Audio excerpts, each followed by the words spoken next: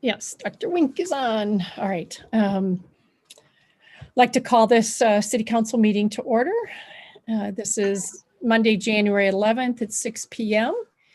And if we could have the flag displayed virtually, let's all stand and try to together cite the Pledge of Allegiance.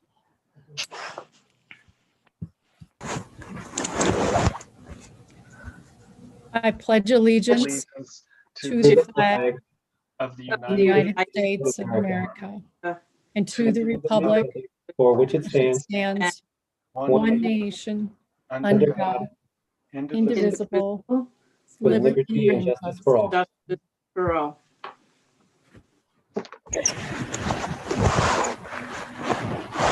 Thank you. I'd ask the clerk to please take roll call. Certainly. Here.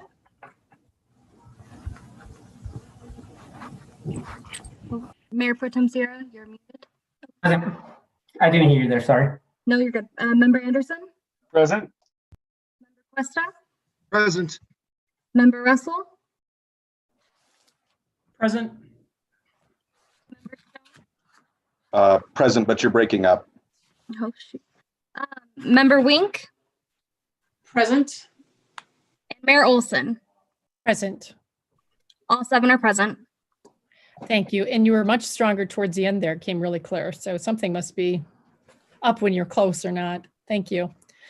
Our first agenda item tonight is the reason why we're having a special meeting with the approval of a resolution, agenda item 4A, resolution approving an updated version of the Arapahoe County hazard mitigation plan. And staff recommends City Council approve this by resolution. And Director of Public Works, Maria DeAndrea, is here to answer any questions. Yes, thank you, Mayor. As the memo stated, we need to approve the hazard mitigation plan in order to apply for federal grants, which is why we're bringing it to you tonight. Also on this call to answer any questions is Lisa Clay, who's our representative with the Arapahoe County Emergency Management Office, as well as Jason Fredrickson with the Arapahoe County Emergency Management Office. So with that, we'll all be available for questions. Thank you. Thank you. Our first person is Councilor Russell. Thank you, Mayor. I really kind of wonder why Lisa Clay is not presenting tonight, since she is our representative with Arapahoe County. And I'm sure that Ms. Clay was involved in developing this, correct? Yes, very instrumental in preparing this on behalf of the city, as well as coordinating all of the efforts. I guess I just brought it before council because of the timeliness of this item and the need to submit this for our federal grant process. So what in this plan do we need grant money for? Specifically, the initial effort that we're going after, as we talked last Monday, is our South Englewood stormwater application to FEMA. That's the initial project. There are a variety of other projects listed in the document for the city of Englewood as well. So that is really the reason that this is urgent, correct? That's correct. Thank you very much. Other questions? Seeing none, I'll take a motion to approve. I move to approve the resolution to adopt the Arapahoe County Hazard Mitigation Plan. Thank you, Member Stone. Could I have a second? I'll second. Thank you, Member Anderson. Any further discussion? Member Russell. Actually, I'm unmuted. Okay, thank you. The other question that I have is, when did, it says on the previous council action, the previous county plan was adopted by City Council in December of 2015. That plan expired in December 2020. Could you tell me the exact date that council approved that plan? Yeah, let me see if I can call that up. And also, Lisa, feel free to come on. I see you on the call, as well as Jason Frederickson from the county, if you all have that information.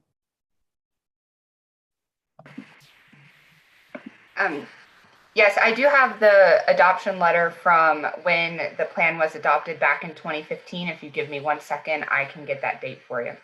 Thank you. Are there other questions or discussion items as we go through this, folks, while they're checking that out? Anybody else have comments they want to make? All right, we'll wait upon the answer there. Anything else, Member Russell? I think that's probably the major one for right now. Thank you. I was just able to find the resolution. It was dated December 21st of 2015. But it was not on the agenda. It was a resolution. It was not on the agenda for December 21st of 2015. That was the date it shows. I had it laying here. I guarantee you, if you go back and look at the agenda, it is not there. City Council did not approve this. That's why I'm asking that question. So, Member Russell, what's your concern with this? My concern is we push this stuff through because we're always in a hurry, and then the council communications aren't accurate, and it's frustrating.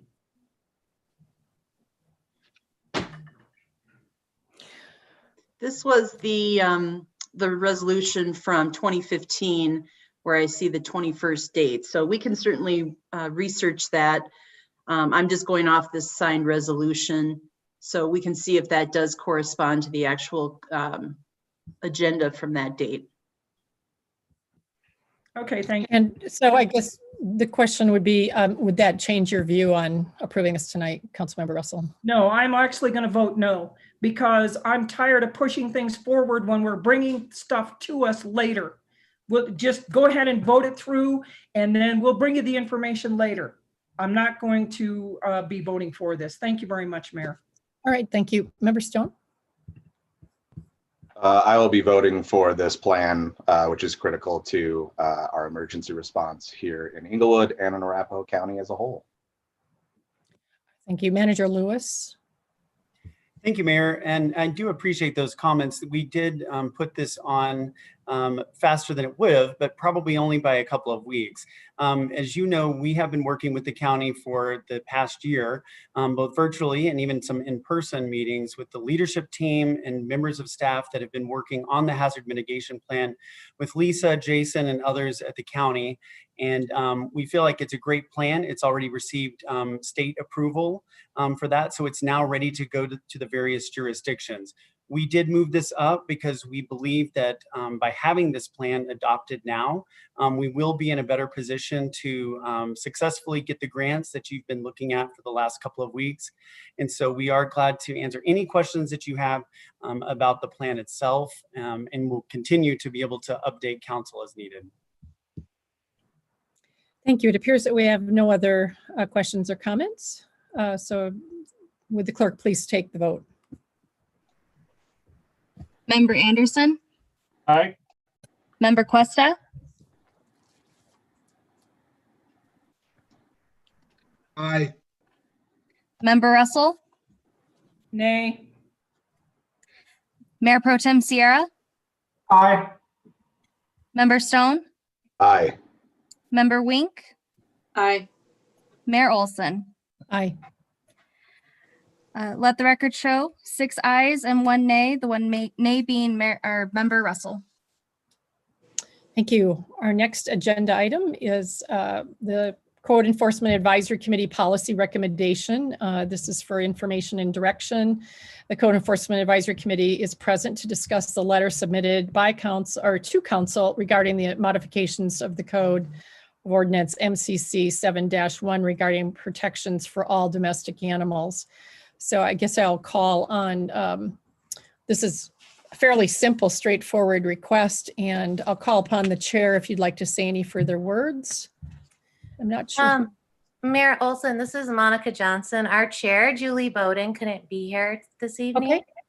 And before I go, I just want to thank all the city council and staff that are here that guided us through 2020. It was a tough year, and I appreciate all you do for our city. I can summarize what the letter says if you guys haven't read it, and try to answer your questions. Would you I like think to? you can assume we've read it, but is there anything in particular you want to highlight? Otherwise, we'll just open it for questions from council.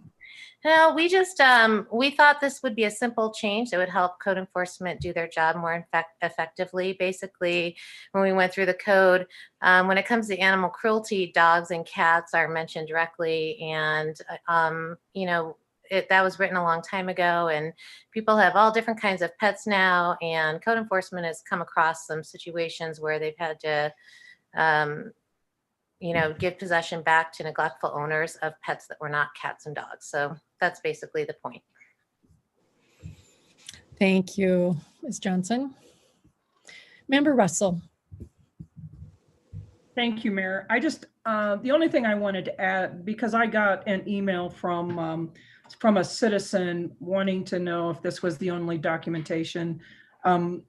This is really pretty simple. I explained it to the citizen that currently the code does not allow impounding other domestic animals other than dogs and cats.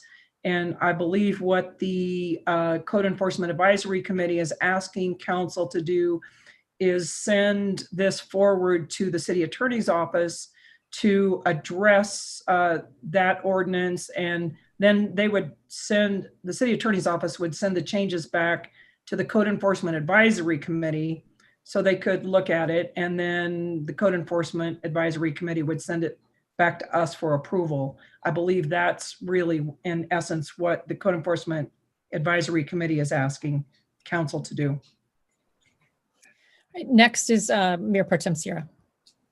Thank you, Mayor. I guess I have two questions. I guess first question would be, and I see that Officer Lewis is on the line, but is this a recommendation that the code enforcement team also feels is necessary in order for them to better do their job? Thank you, Mayor Pro Tem. That's a great question. It is a recommendation that was made based off of several incidences that occurred where animals were not able to be impounded. We were actually admonished by the municipal court for impounding. This all started with a pig, for impounding a pig that was in a meth house that was neglected. And so we had to give that pig back. And since then we've had incidences of birds, reptiles, and a variety of other animals. And I think this is what our community already believes that we do protect animals. We do under other circumstances, but when it comes to cruelty and neglect, the ordinance is very clear. We may only remove those animals if they are a dog or a cat. Perfect. I appreciate that, Officer Lewis. And I guess the second question, I'm sure that this is not the last time that we bring this up tonight, but the fact that we are going to be, or tomorrow's the last day of our Madam Attorney's last day. I'm just kind of curious, and I guess this would be a question more for the deputy or the interim city attorney, is just based off being short-staffed, how long do you think it may take for you to look at this information and go back to the Code Enforcement Advisory Committee with new language or just a recommendation?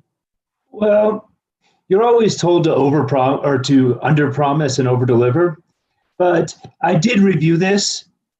It does seem relatively straightforward, as Councilmember Russell stated. At current, it just states dog and cat, and I don't believe it will require too much to change that to incorporate all animals. So I will tentatively say that it could be a less than a week turnaround from the city attorney's office. Of course, we could encounter other issues, and or there could be other things that become more pressing. But if things are exactly as they appear and as they are now, I think within a week that should be very accomplishable. Wow, that's under-promising. No, I appreciate that, Alex. Thank you so much, and thank you very much to the Code Enforcement Advisory Committee for providing this recommendation. Any other questions? City Attorney Allison McKinney-Brown, it's your last chance to answer a question from me. from not on this anyway. Would it be normal to change this and then have it go back through CEAC, or would it just come back to us? Sometimes we've done it one way and sometimes the other, and I'm not sure why. When you review the upcoming boards and commissions handbook changes, we're going to make it very clear that the request needs to be approved by the city council. But once the city council has approved the request, then whoever is asked to do the work would take it back to the committee for them to review and make sure what's finally brought forward to the city council meets the requirements of the advisory committee.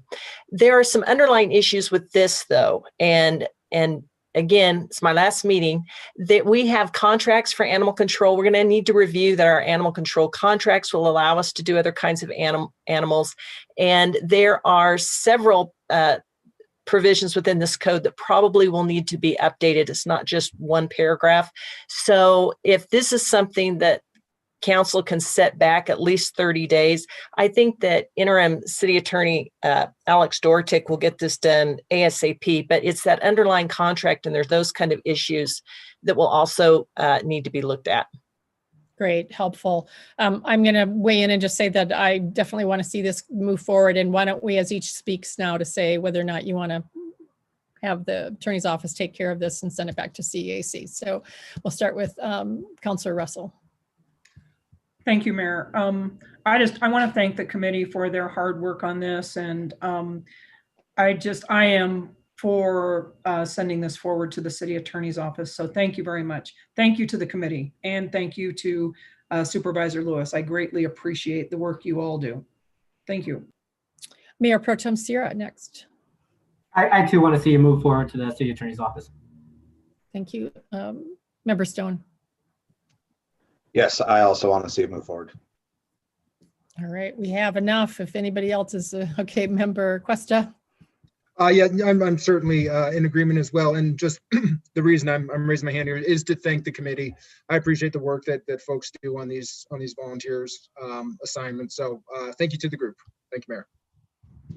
And Member Wink. Thank you, Mayor. Similarly to Member Cuesta, I actually want to take the opportunity while he's here to say another thanks to our code enforcement supervisor, Dave Lewis, for the tremendous work he's done and all the accolades and special training that I know he brings to the city in the form of the animal protections and animal care. And so this obviously ties into that. I know it's something near and dear to his heart. So yes, Monica, for standing in for the chair and your team. Thank you for your hard work and for supporting Supervisor Lewis in his work in the city. So thank you, Dave Lewis. Thank you, everyone, and the committee especially. And we will enjoy seeing this go back to you and come back to us. It seems like just, a really important thing to be doing. So appreciate your work on it.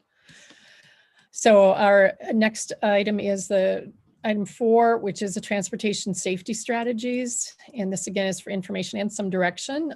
Director of Public Works, Director Maria DeAndre and the Police Chief, John Collins, are here to present and discuss strategies to improve transportation safety, including addressing crosswalk safety concerns.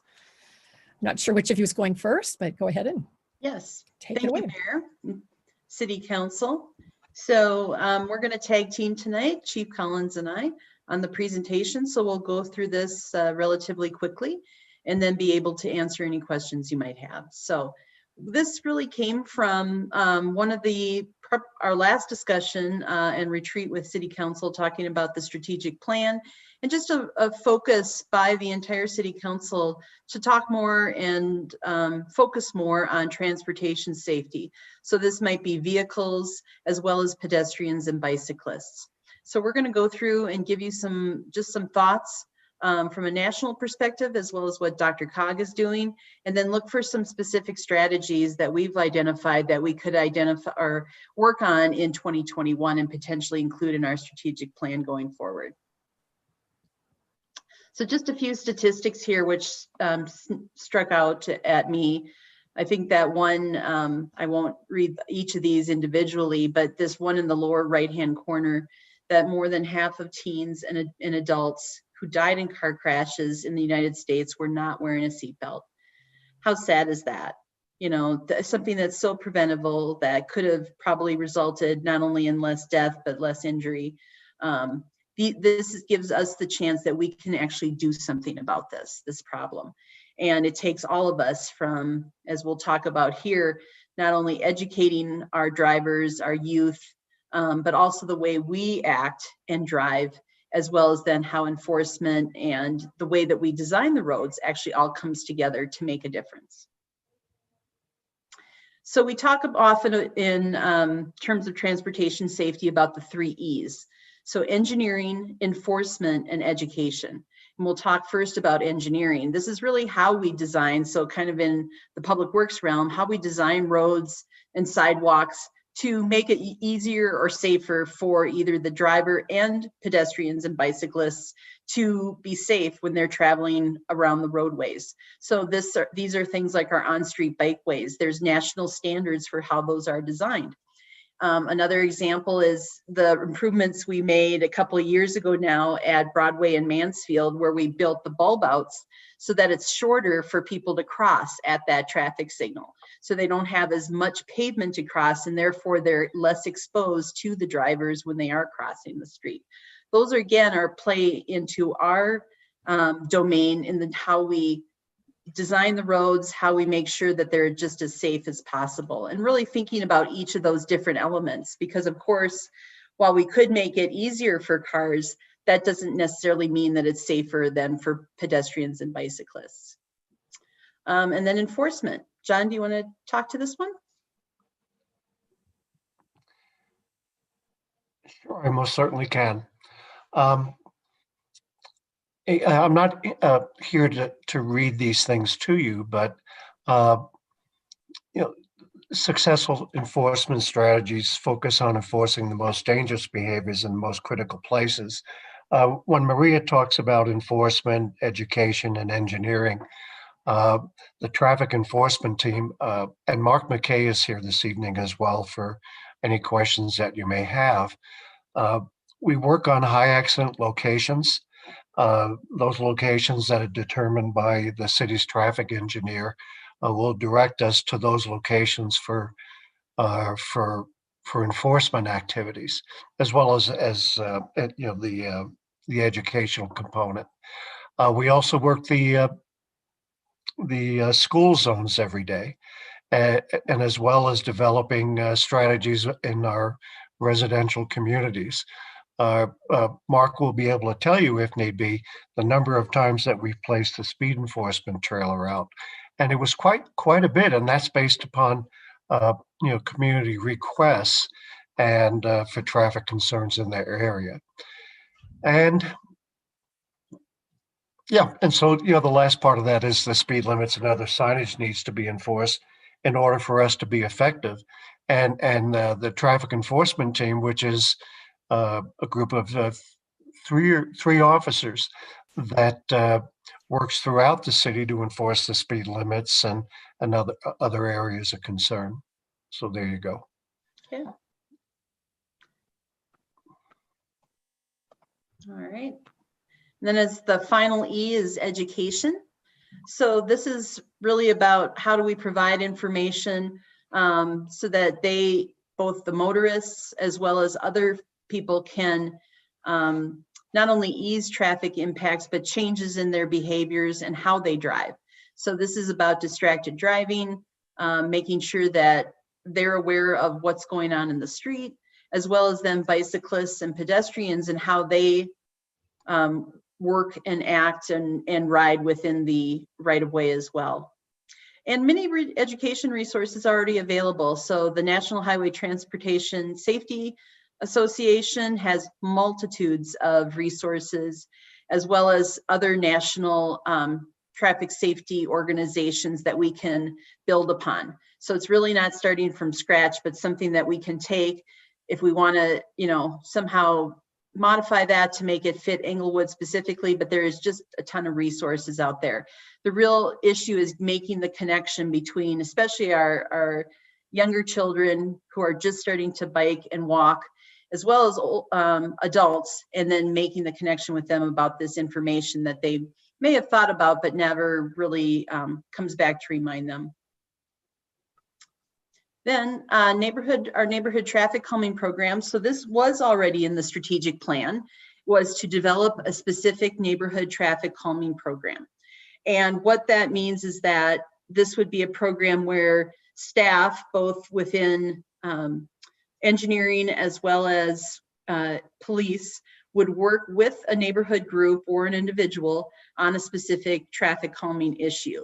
So there might be a speeding issue or something else, and so this would be a way to go about identifying that there is an issue, number one, and then what are the potential solutions to that? So it might mean more enforcement, or it might mean something like a speed bump or some other kind of physical creation or physical modification of the right-of-way in order to slow people down or deter that behavior of whatever is going on out there.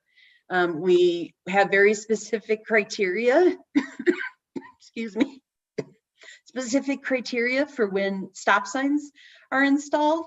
And so we would need to follow those national standards because we don't want to just use stop signs as a means of speed control. But again, it's putting the control back in the citizens' hands to help work with staff to identify solutions and make sure that they're not a part of the problem to begin with. And so our goal would be is to complete that document and roll that out in later part of 2021. Something new that DRCOG has been working on is this VisionZero toolkit. I did attach this to the memo for tonight. If you want to take a look, it really is a toolkit in that it has a lot of specific actions that the city can take and adopt in order to work towards a vision of 0 deaths on city roadways. So the idea being is that everybody has the right to walk and bike and drive around, and that they shouldn't have to necessarily be killed or seriously injured when they're moving within our transportation system. Trying to, again, to lower that to as close to 0 as possible. And the plans, as I said, sets out very specific initiatives and a timeline to help track progress towards those safety improvements. This was driven really by a very robust public engagement process that DRCOG went through.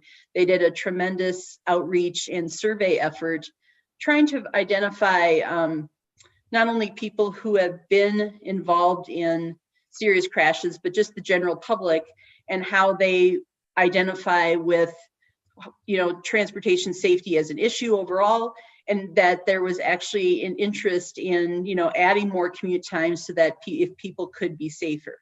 That's that trade-off always between time and how quickly people move around, and then the consequence is usually at the expense of safety.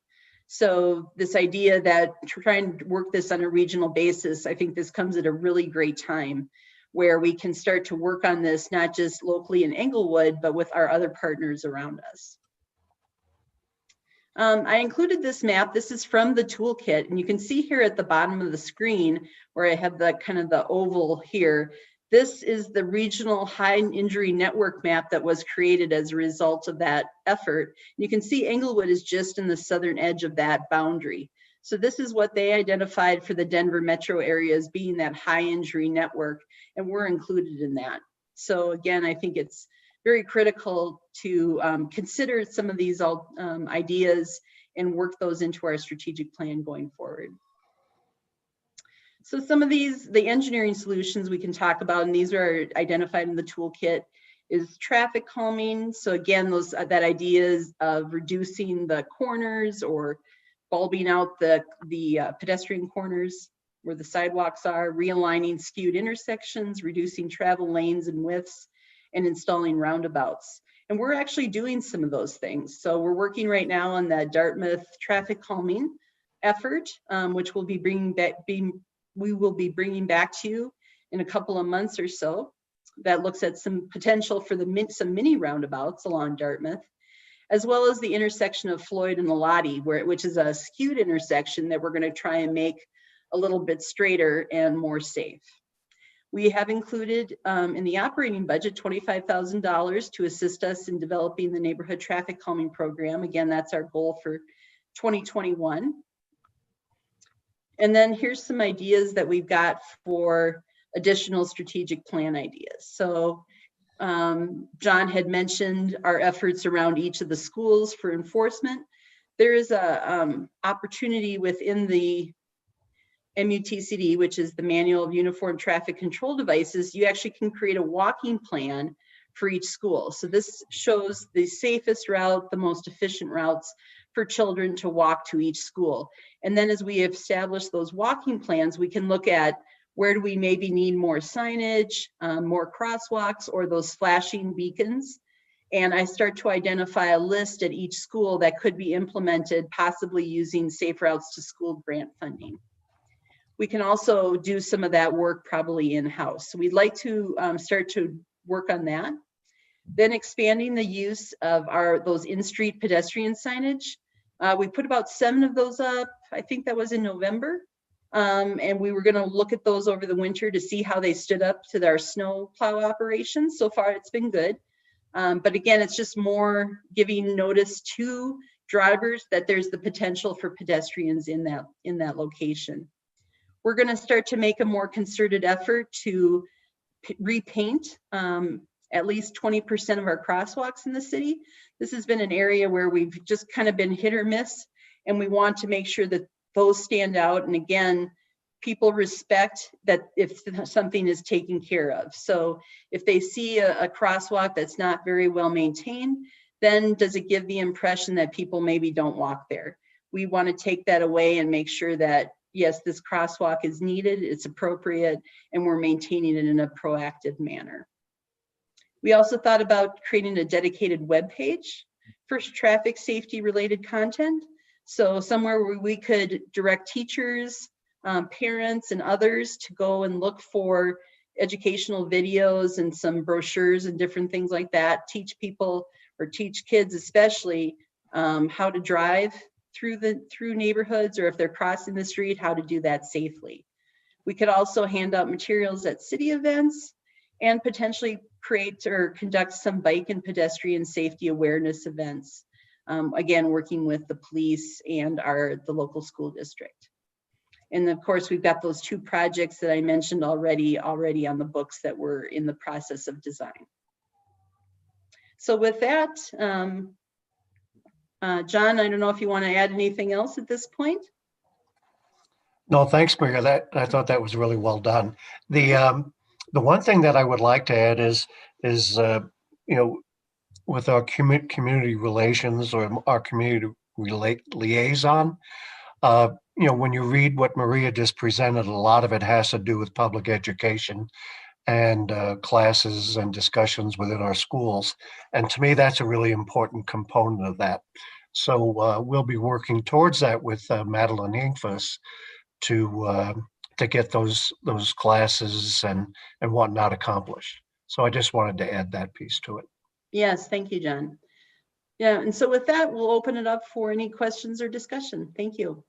Great, thank you. Thank you for the presentation. And Mayor Pro Tem, just a heads up for you, I seem to have a little unstable and have been kicked off twice. So just be on the ready. You may end up having to take over. Go ahead, Mayor Pro Tem, you're first. All right, perfect. Thank you, Mayor, and thank you for for letting me know in advance, just in case. So thank you very much for the presentation, Director DeAndre and Chief Collins.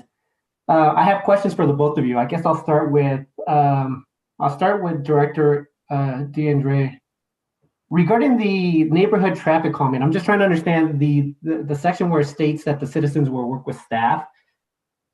How different is that than the current process where we bring in the Transportation Advisory Committee? So, I know that there's certain instances where citizens do ask for some sort of traffic calming measure within their part of town, and that normally goes through ETAC. Is this something different? Is this a different process, or are there specific examples where we would utilize this that normally doesn't go through ETAC first before it comes to council or through staff?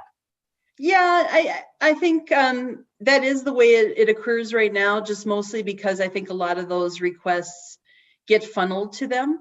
But it doesn't necessarily have to be that way. So we still get calls outside of that process that we're dealing with. I think right now there's somewhat of a black box, if you will, where we get the request, we analyze the request, and then we send the results or information back to the property owners or the citizens. And I think this would be involving them to a greater degree. So let's say there's a concern about speeding. We might provide them with the opportunity to actually monitor the speeds themselves. So stand out there with a radar gun just to see, because again, when you're a person on the side of the road, cars feel like they're going much faster than maybe they really are, or they really are going that speed. And so just involving them more in that process than just kind of receiving the request and then giving them back an answer. So just a little bit more back and forth and involving them to some extent. Okay, I appreciate that. Mayor, did you want me to ask my second question, or did you want to pass it to Member Anderson? Go ahead, and then we'll come to Member Anderson. Perfect. And actually, so regarding the speeding question, this is actually for Chief Collins. So I'm wondering if there's any, I'm not sure exactly, but are there any pros or cons for the city of Englewood to start procuring or some of those camera trucks that basically just take pictures of speeders when they're going through neighborhoods? Because obviously one of the major concerns that I get from citizens is just the fact that there is a lot of speeding in the city. So I'm just kind of curious, have we looked at this? Are there reasons why we should do this? Are there reasons why we don't do it? Any thoughts on that, Chief? Yeah, it's very similar to the, what do they call it? The red light programs, where they're installed by an outside vendor. And we actually did look into this most recently.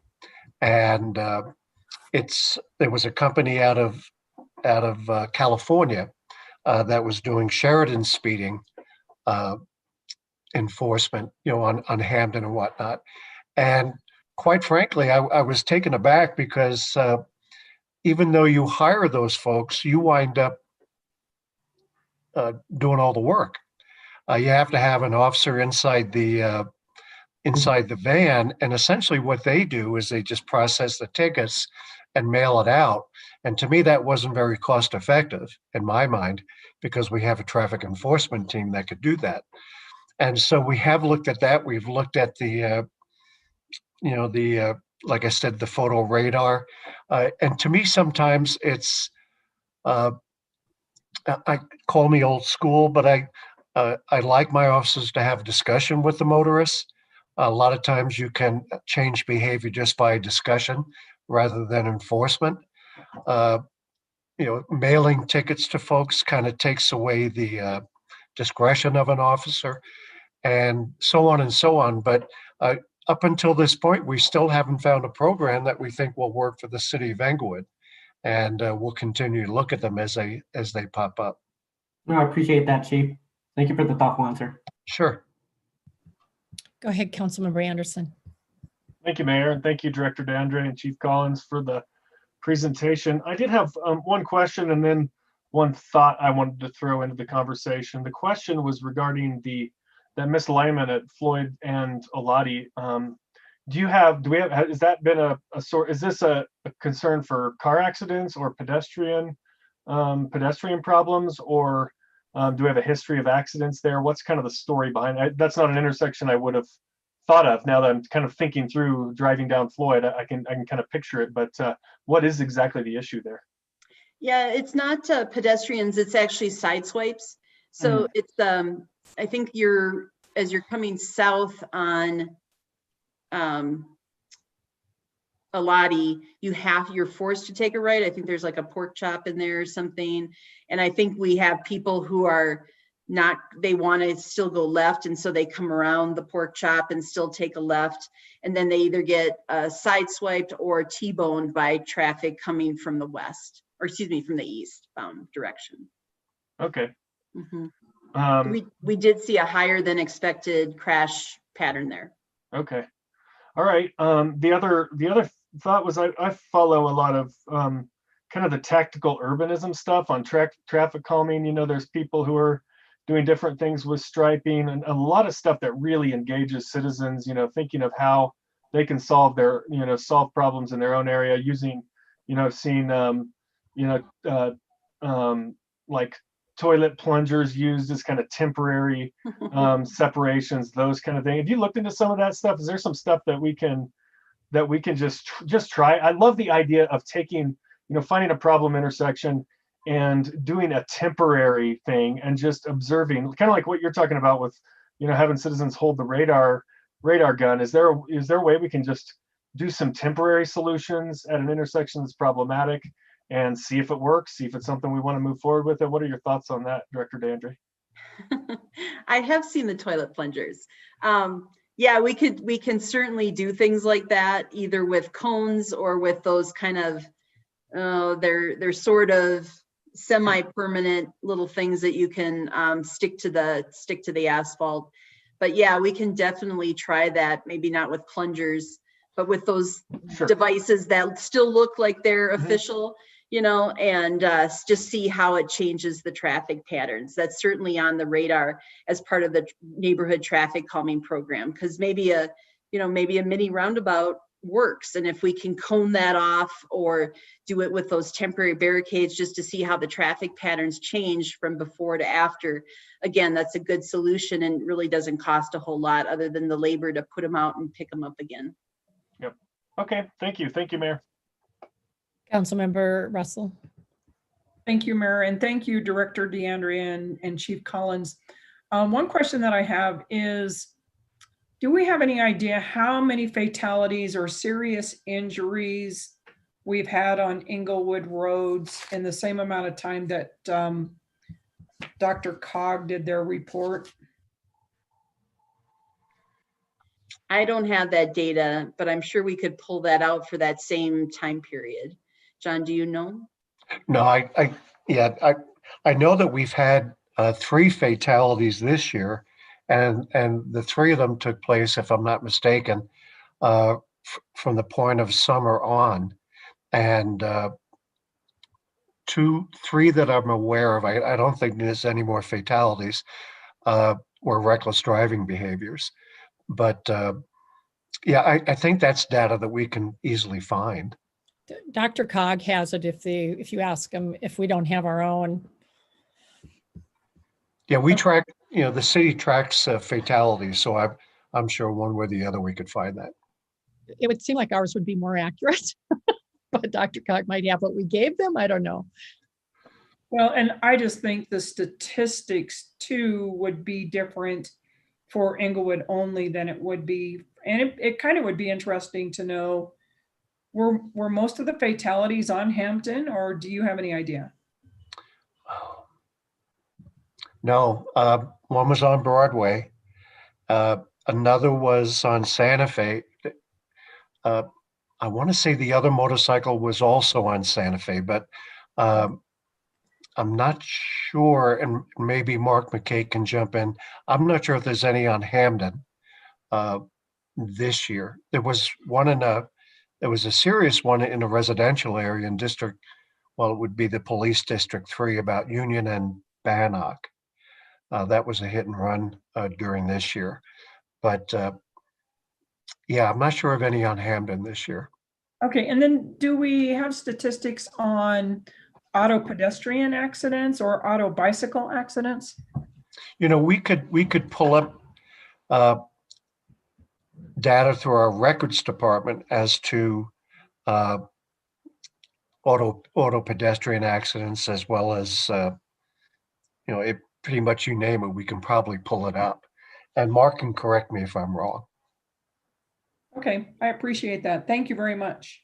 So, Councilmember Russell, I'm assuming that's a council request that they bring back both of those kinds of traffic fatalities. Yes. Okay. Mayor Pro Tem. Thank you, Mayor. Yeah, just I guess more additional comments. So I'm definitely for the strategic plan items. One of the items there was the bike and pedestrian safety awareness. Is that something that we were planning to do ourselves, or were we going to do that through, because I know Bicycle Colorado does some bicycle events for schools. I'm just kind of curious who would be doing that.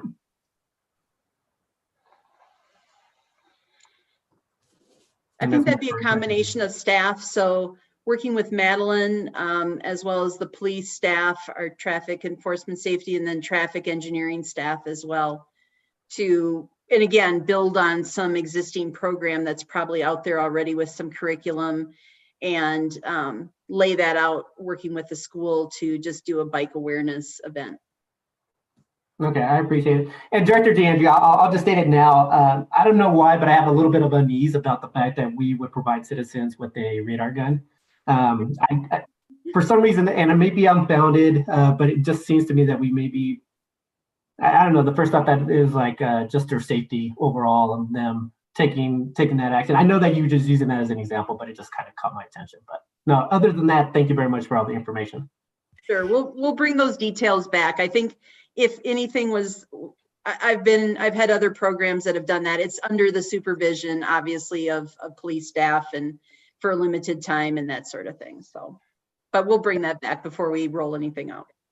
And I can give you an example. There was a resident that was absolutely convinced that cars were speeding. And we do have like a laser gun that obviously it's not the $3,000 ones, but something that's effective that allow the community members to, and this individual did check the traffic on the street, and lo and behold, folks were following the speed limit. And so it is an effective tool, and some of it comes with the training from our traffic enforcement team as to, you don't want your residents out in the middle of the street running a radar. And so, you know, we haven't had anybody injured yet, and knock on wood. So the precautions that we give them are effective. Thank you, Chief. I know we're going to talk about walkability next, but DRCOG's toolkit and a number of the initiatives that other cities have taken as a result of it are really pretty creative and bordering on some of the ideas that Councilmember Anderson suggested. And I think I really want to see some of this go forward, and would love to see what you can bring back. I think even in my neighborhood, people have put up yard signs that are similar. Actually, they got them from friends in Denver that has done the vision work, or VisionZero yard signs, and they catch your eye. You might have seen some of the yard signs too of 20 is enough. There are a number of things like that that are helping and encouraging people to think about, you know, lowering the speed limit, being more careful. We can't even get to 25, so getting to get people to think 20 is enough, and then maybe they'll be okay with 25. But I'm all for us doing whatever we can from this toolkit and beyond, and being creative about it, and creating maybe our own ideas from within our citizenry of what would help people. Great, thank you. And Chief, I do remember Santa Fe being kind of a called out area on the DRCOG study in general, all the way up and down the corridor. Any other comments? You all in favor of bringing this back? No? Disappointing? Okay, everybody's okay? All right, thank you for your work on this. And the next is our break, but I think we can keep moving, can't we? Next is walkability, but if anybody needs a break, you need one, Member Stone? I actually do. Yeah, I'm sorry. Okay, well, that's okay. We'll take one early. So 5-6 minutes, okay? Let's come back at, 6:55. Be great.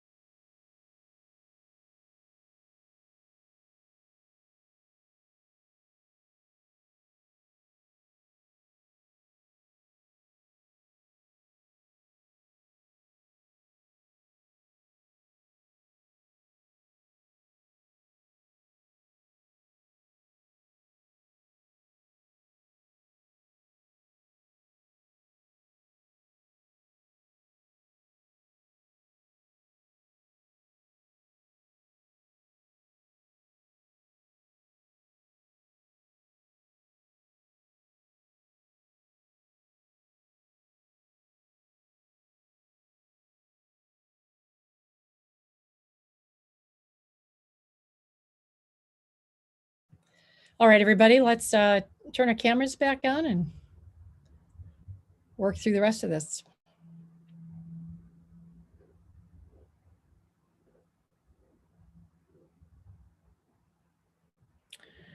Great. Our next agenda item is agenda item 8. It's Senior Planner John Voboril and Capital Projects Engineer Jake Warren are here to present and discuss walkability initiatives on our, and tonight it's about information and direction, and they have initiatives that are underway and planned and desired by council, and they're picking up on what we've suggested and going to present even more. So welcome, gentlemen.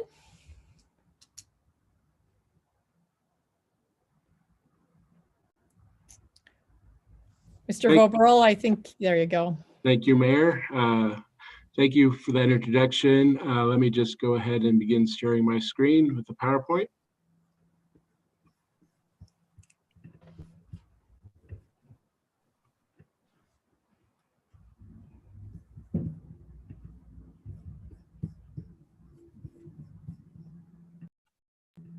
We can see it. All right.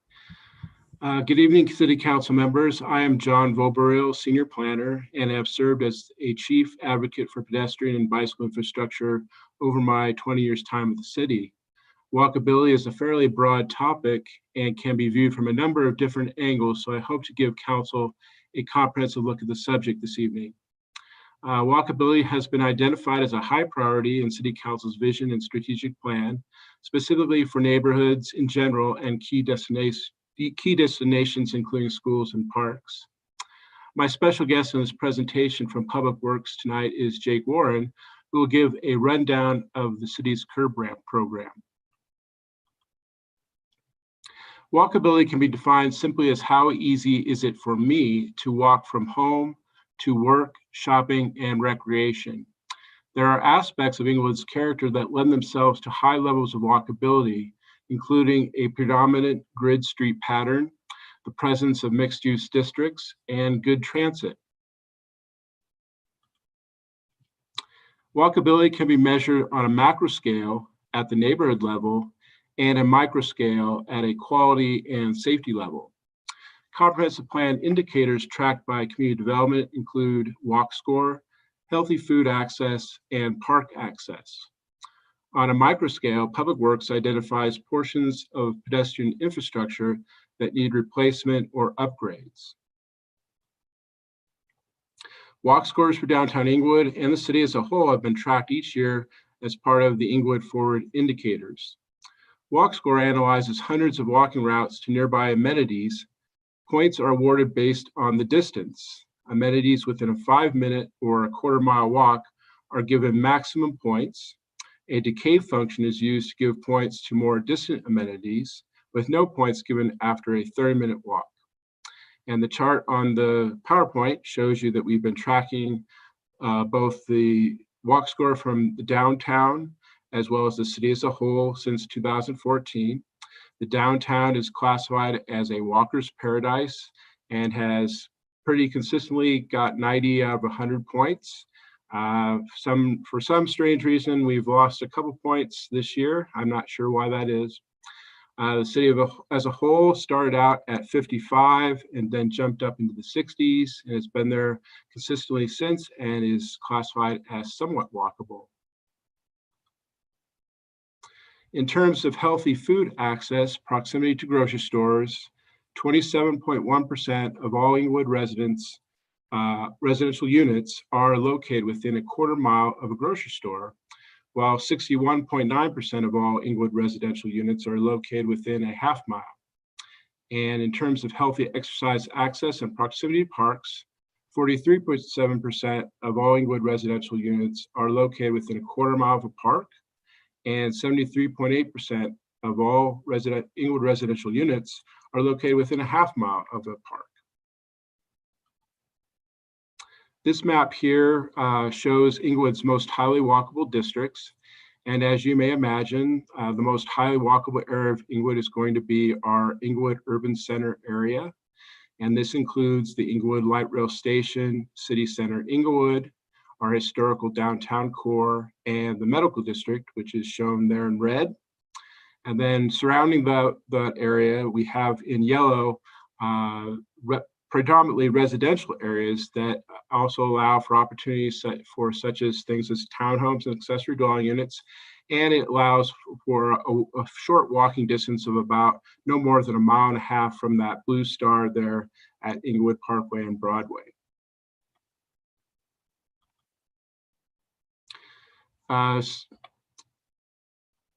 Policies that support development of highly walkable districts include land use mix, which allows for a wide range of land uses within zone districts, mixed housing densities, including high density multi-unit residential, missing middle housing opportunities, attached townhomes, and accessory dwelling units. And finally, reduced off-street parking minimums where feasible, which means reducing off-street space reserved for cars. Our current policy report card for downtown Englewood, our land use mix policies in our zoning code are very good, allowing a very broad types of different land uses within our commercial zone districts. In terms of mixed housing densities, we tend to do very well on the high density housing in our commercial zone districts. And we also do well at the townhome and accessory dwelling unit level in our peripheral residential areas. However, at this time, we have very little opportunities in our zoning code right now for missing middle housing. And in terms of reduced off-street parking minimums, we do have exceptions from the suburban auto-oriented parking minimums granted for the 3,300, 3,400, and 3,500 blocks of Broadway. These properties are not required to provide parking. The parking is provided publicly in public lots to the west and the east. And this allows for an environment where there's you can go door to door very quickly to different types of shops and restaurants without ever getting back into your car.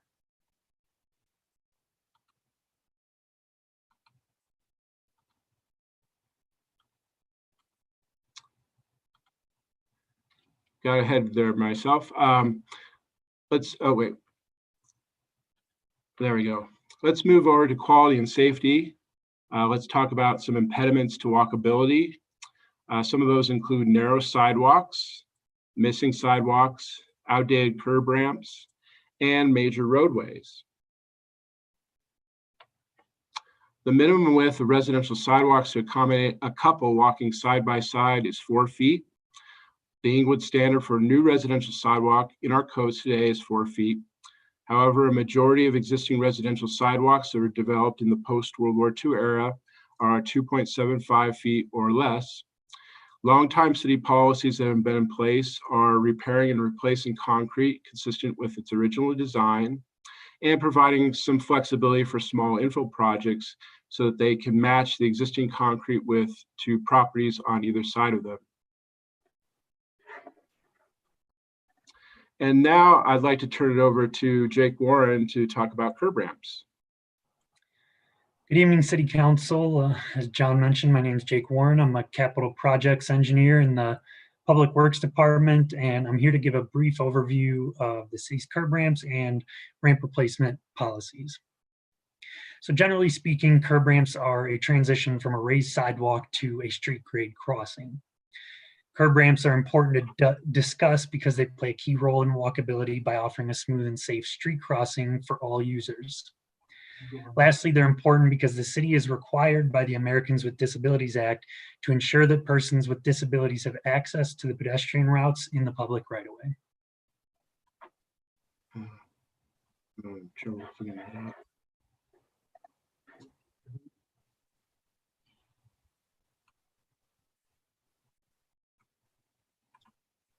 John, are you able to click forward?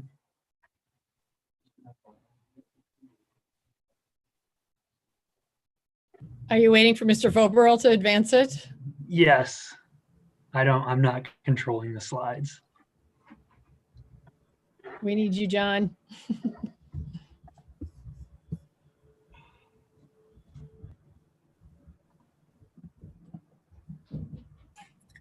Jake, if you've got the slides, you may go on. We'll try to text John. Yeah, give me just a second. Council does have the slides. Yeah, we do. Okay.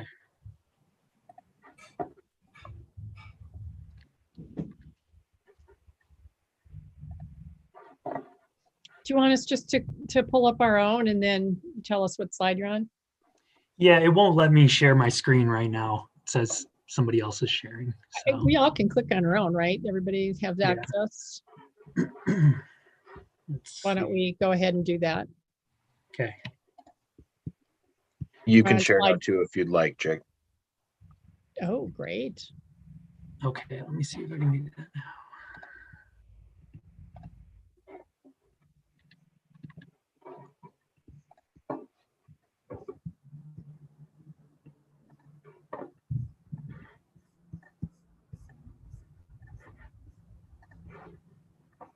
Okay, can everybody see that?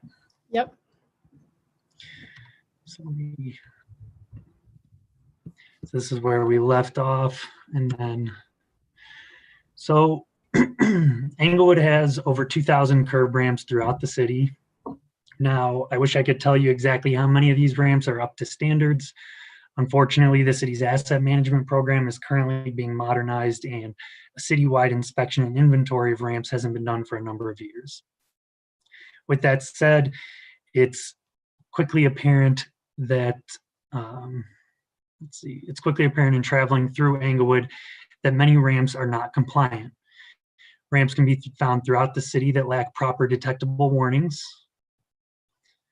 that are too narrow, that are too steep, or that just aren't there where they should be. So the city replaces curb ramps on an annual basis through two separate projects. The first is the concrete utility project, which in 2020 included $220,000 from the concrete program's Accessible Ramps Fund. The Accessible Ramps Fund is budgeted specifically for ramp replacement and was used to replace 66 curb ramps under the 2020 concrete utility project. Now, it's worth noting that these are city funds and are separate from the concrete utility enterprise fund, which is used exclusively for concrete adjacent to private property. So the second project is the annual street resurfacing.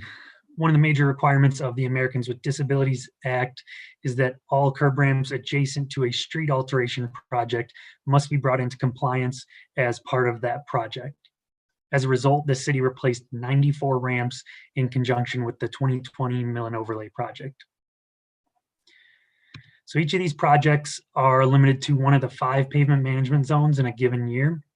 Every year, work occurs in a different zone such that a zone sees improvements made once every 5 years. During project development, ramps within the zone or along the resurfacing are inspected to determine which will be replaced. Inspections take into account deterioration and failures, as well as ADA criteria such as width, slopes, turning spaces, and more.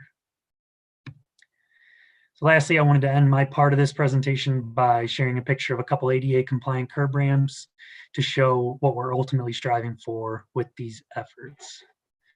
So with that, I will hand it back to John, if he's here. He is, thank you. But you're muted.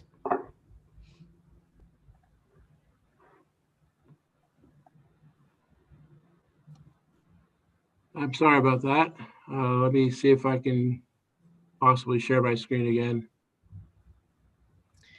I think council has it. Probably everybody's pulled it up too. So I'm just been following along. We're on walkability major roadways. Is that right? Yes. You know it. Okay, we see it.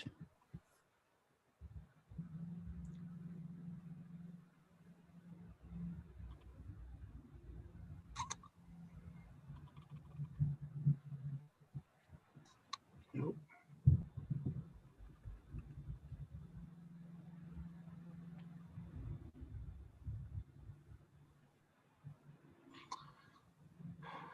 So the last subject in terms of impediments to walkability is the major roadways. Potential improvements include enhanced crosswalks, refuge islands, signal timing, and the gold standard is grade separation projects. However, these are not practical in all locations and are very costly. The city's efforts to improve our infrastructure over time. We originally had a more of a kind of a maintenance only policy for a long time. But in 2011, we were able to do an Englewood Complete Streets Toolbox document. And that moved us from a maintenance only to a maintenance plus improvement type policy. And in that process, Englewood Public Works and Community Development agreed that the following improvement types that are shown here would be appropriate for our commercial zone districts. And the hardest one to get over the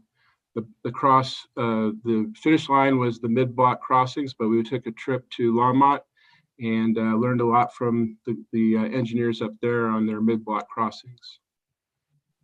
In 2015, we did a walk and wheel master plan with a $100,000 grant from Kaiser Permanente to complete a new pedestrian and bicycle plan for the city. That plan identified a number of transformative pedestrian corridors, including the Broadway corridor, Englewood Parkway and Old Hampton Avenue, Sherman and Bannock Streets, and Kenyon Avenue, and recommended a quick win project, which was a pedestrian safety and wayfinding signage program. In 2018, we were able to complete the Safe Routes to School Broadway Mansfield Enhanced Safety Crossing. This provides 4 bulb outs at each corner, directional curb ramps, and enhanced crosswalk pattern markings. And it has been noted that there is a number of upcoming projects with some traffic calming corridor projects utilizing bike lanes and share markings, and features many roundabouts with curb extensions, marked crosswalks, and refuge islands at various intersections, including West Floyd Avenue and West and East Dartmouth Avenue. And we also are working on some of those more expensive projects, such as the Oxford Pedestrian Bridge, and I believe Jake is heading that up, and that is the first rail trail project to get people safely across Oxford Avenue near the Oxford Light Rail Station. How can council continue to support walkability? The council can continue their commitment to specifically dedicate infrastructure funds to the walk and wheel projects, and we thank you for that. And we also thank you for your continued commitment to dedicate infrastructure funds for the rail trail and pedestrian bridges. Council can also become champions for the wayfinding and signage project that is just wrapping up. And then for the Downtown Development Authority, ensure that the new board knows that pedestrian projects are a high priority for council, and council may direct staff to begin studying the feasibility of widening sidewalks along select priority pedestrian corridors. And with that, I would like to open the floor for council questions, discussion, and direction. Thank you. Thanks for the presentation. Councilmember Anderson's first. Thank you, Mayor, and thank you for the presentation, Mr. Voboril and Jake Warren. I really liked how you laid it out there. The one thing that really jumped out at me, and something I've thought about a lot and I'm really supportive of, is the idea of reducing the parking minimums. Englewood's just got this. We got Broadway that goes right down the middle of town that provides a great destination for all of our neighborhoods, really, throughout the city, and very close walkable distances for many of them. And as I've kind of reflected on it, just thinking about how over time those old storefronts tend to get taken down and replaced with destination kind of car places. And I don't think you can aim for walkability and also require high levels of parking along Broadway. I think anytime you create those gaps between shops that require cars to come in and out and those kind of things, you're really hurting the walkability. So I'm really supportive of anything we can do to reduce parking minimums. I'm glad we've done it along the 3,300, 3,400, 3,500 blocks there. But I think it would benefit like my neighborhood down here a little further south to know that when those stores get redeveloped, the they're not under an obligation to provide a whole bunch of parking so that people can drive from other places. But I really don't think I really think that one's important. It's kind of a keystone for me, is if we can reduce the requirement that cars park at these places, that will invite more walkability for our neighborhoods. So that's something I just wanted to give you a little feedback on. I'm super supportive of it and would like to see that come forward. And I know that's probably something that we would discuss with the Title 16 amendments. And I just tack on the missing middle housing as well. I think that's another key one for both affordable housing and also walkability, is having that increased allowance for people to live in higher densities allows for more walkability as well. So otherwise, love how you laid it out. I like all of the ideas there. I'm supportive of everything. So thank you. Thank you, Mayor. Thank you. Well, you're welcome. Next is Councilmember Dr. Wink. Dr. Olson, thank you. Misters Warren and Voboril, thank you for the presentation this evening. Good to see you both. Happy New Year. I believe this question is going to be to City Manager Lewis. So in our discussion here tonight about walkability and the various ways that public works can improve that around the city, Manager Lewis, we've just been through the wayfinding and placemaking committees, the task force and committee, in terms of some future planning for walkability. It seems that there would be room for conversation between both groups. I'm just wondering if that's something you use to apprise staff members, such as these two gentlemen tonight. Like, are they aware of what's been happening there, and et cetera, et cetera? Yes, we had representatives from both planning and public works on the committee. And so we've been trying to keep everyone really in touch about the different recommendations. We did on the wayfinding task? We did. Yes, I participated. Oh, you did? I beg your pardon, John. Okay, good, perfect. Okay, And, excellent. and so did Chris Groth from Public Works. Okay, excellent, good. Because obviously it works together seamlessly. Thank you, that's really all I wanted to ask. Thank you, Sean, and thank you again, gentlemen. Thank you, Mayor. Dr. Olson. Thanks. Mayor Pro Tem Sierra is next. Thank you, Mayor. I have a question regarding narrow sidewalks. I think it's slide 10. So I'm a little confused by this. I think just what it's stating here is that if you have a narrow sidewalk, the city's policy is to keep it a narrow sidewalk. Do I have that correct, Mr. Voboril? So the longstanding policies have been that it was more of a program of trying to maintain what we have. Mm-hmm. And so it was for a kind of a program to help the homeowner so that they don't get caught with a surprise bill. So they would pay into the utility, and then when they flagged something that needed to be replaced, they would replace it as it was designed.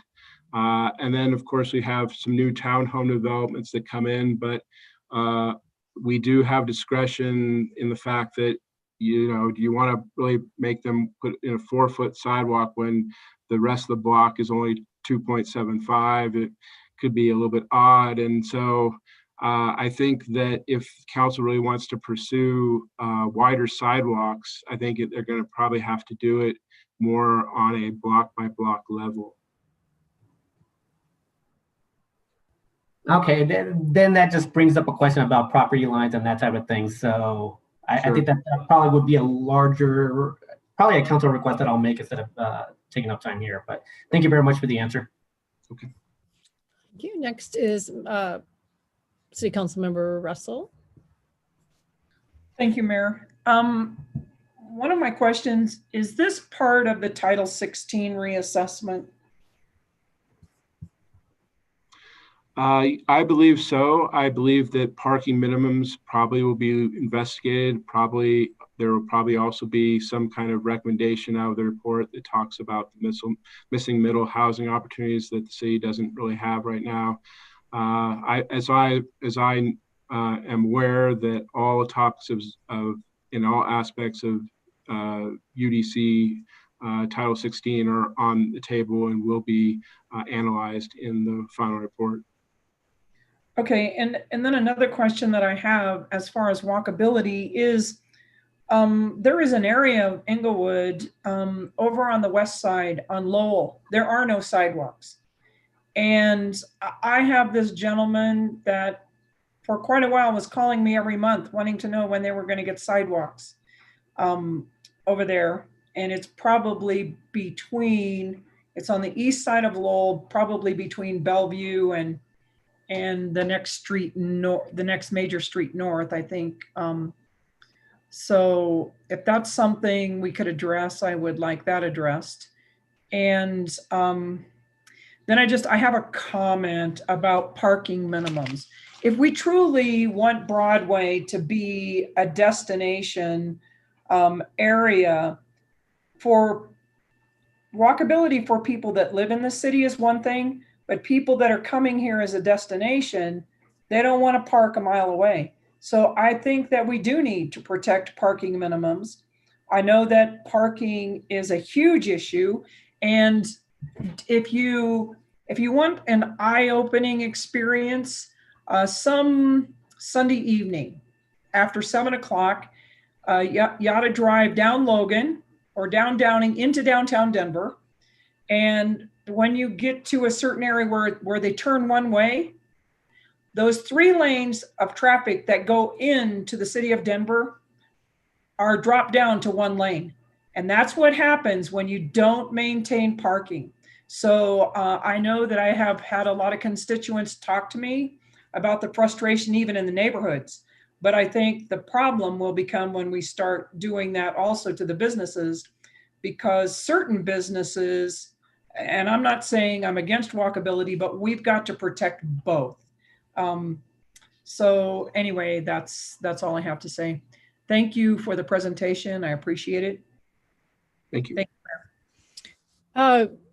Thanks for the presentation. I wanted to go back to slide number 6, where it shows the colors of the different walkability. I don't know if you can, it doesn't matter if you don't want to get there. I'm there on my own, but the far eastern corner by University and Hamden and just north of that is plain. There's no color. It's just blank. Is that intended to say that it's not a walkable, that it doesn't have the walkability score? Because that should be bright red. There's a grocery store there now. There's parks. I mean, you don't want to go east across University because that's bad news, but I don't know if that's just been left out with the new development, and that would be a part of the scoring in the future that we'd want to pay attention to, because people in this neighborhood in particular, all the way around in the multifamily dwellings, they can walk all over the place. And they can go to a bank, they can go to eat, they can go get groceries.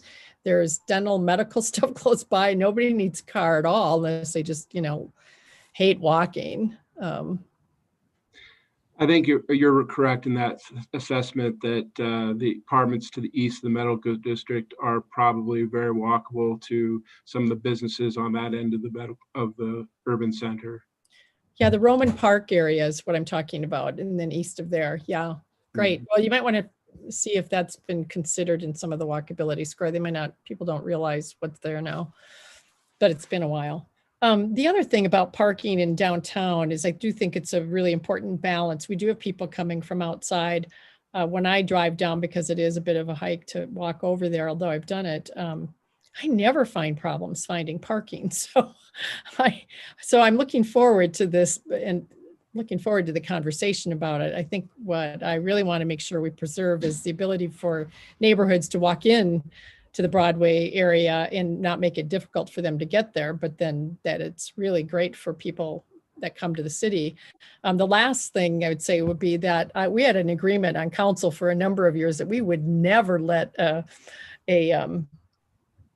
car dealership come back into the city, and we've managed to keep that at bay. I don't think any have tried either, because it's really not optimal. So if anything, I'd love to see some of them turn over into other kinds of land uses, but that's not something we have. That's the power of capitalism, right? So whatever happens there happens.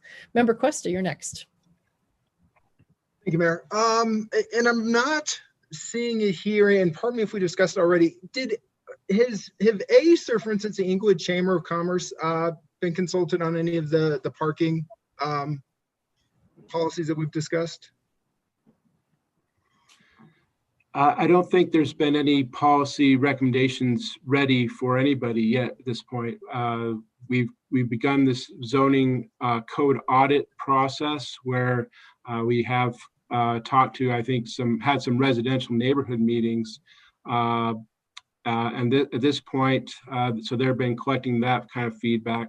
I don't think, as I recall, that they have yet to connect with those more business type groups, but I'm guessing that in the next part of this, which is the phase 2, which would be the actual code rewrite, and will be much longer process and more involved, that they will be consulted at that time.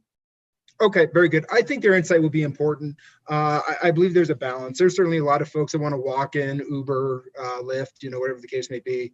And there's some folks that do like to drive and use their own vehicle. And I'd be curious to see what the businesses think, how much of reduction they could sustain to still accommodate, both of those folks that want to take those different approaches. But we'll cross that bridge when we get there. Thank you, sir. Thank you. Anybody else? Just like to add on to what Mr. Member Cuesta said. I'm a little bit, I'd like to make sure that when we do get input on the parking, that we talk to the actual owners of the businesses there. The chamber, most of those businesses downtown and around some of the light industrial areas are in the chamber. But ACE tends to have people who are largely homeowner kind of small business things that don't necessarily have the need for parking. Their input will be really, really helpful, but I would hope we would go outside of some of those groups and make sure that we get a lot more info from people so we don't have a biased perspective on it. Thanks, everybody. Looks like we have, now people are putting up their hands. So Member Russell and then Director Power. Thank you, Mayor. And I appreciate what you said. And I know that in the last year or year and a half, ACE has been doing a lot with sending out surveys to businesses in the city. So it could perhaps be something that the ACE committee could do to reach out to the businesses along with Darren Hollingsworth. So I appreciate that. Thank you. Director Power. Yeah, Mayor, I don't want to usurp or cut off any final council member comments, but I did just want to offer a quick apology for John's technical difficulties earlier. I was the one that interrupted him in the office, so that's on me. It is not on him. And I just wanted to reflect That's that. all right. Thank you. The boss was calling. That's why you got up and left. All right, great. Thank you very much for this. Looking forward to it coming back with more in it, and the Title 16 stuff, of course, that impacts it. Do you need any further direction? It looks like everybody's pro. Keep moving on this. I think that was sufficient. Thank you very much. Thank you. Next up is our agenda item 9, which is Board and Commission's Handbook. This is again information and direction. Our City Attorney Allison McKinney Brown and City Clerk Stephanie Carlisle have been working on this, and they're present to discuss updates to this handbook. So we have a bit of time for their presentation and Q&A and discussion. All right, sorry about that. I couldn't get my mute button off. So City Attorney's Office and City Clerk's Office has been working to kind of bring forward some proposed revisions. This is a document that was originally adopted by Council in 2019. And what we'd like to do is keep it relevant and up to date always. So we thought that bringing it back for annual revisions would be kind of the best path forward, certainly.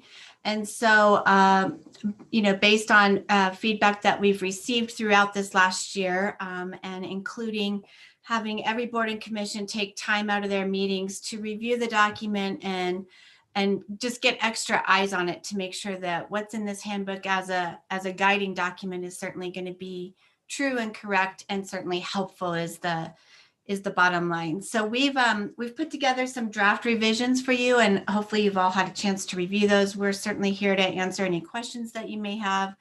And Attorney Brown, I don't know if you have anything you want to add to that, but we kind of put our heads together. I can just mention that the city clerk's office took over this coordination of boards and commissions early in 2020. And so we've also been finding our way, but we want to make sure that we're really ramping up board and commission coordination, making sure that we can kind of take that all to the next level, keep continuity between city council and the boards and commissions, and certainly be a resource and tool for all the board and commission members. So, and Jackie McKinnon in the city clerk's office has been a big piece of taking that over and really working hard on this project as well. So we're all here to answer any questions that you guys may have.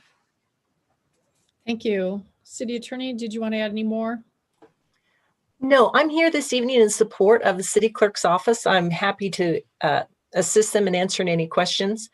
One of the things about this document, though, is it is rather long, and we're hoping that after any questions are answered, you'll take it home, read it, and as you get more questions or more ideas occur to you, please forward those to the city clerk's office.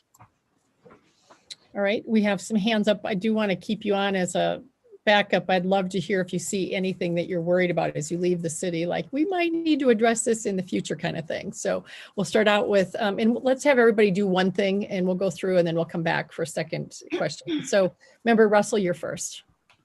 Thank you, Mayor. The one thing that I have is maybe something that council needs to look out again. And I mean, if y'all don't want to look at it, but it is on page 5 and 6, the bottom of page 5, where it talks about vacancies to be advertised.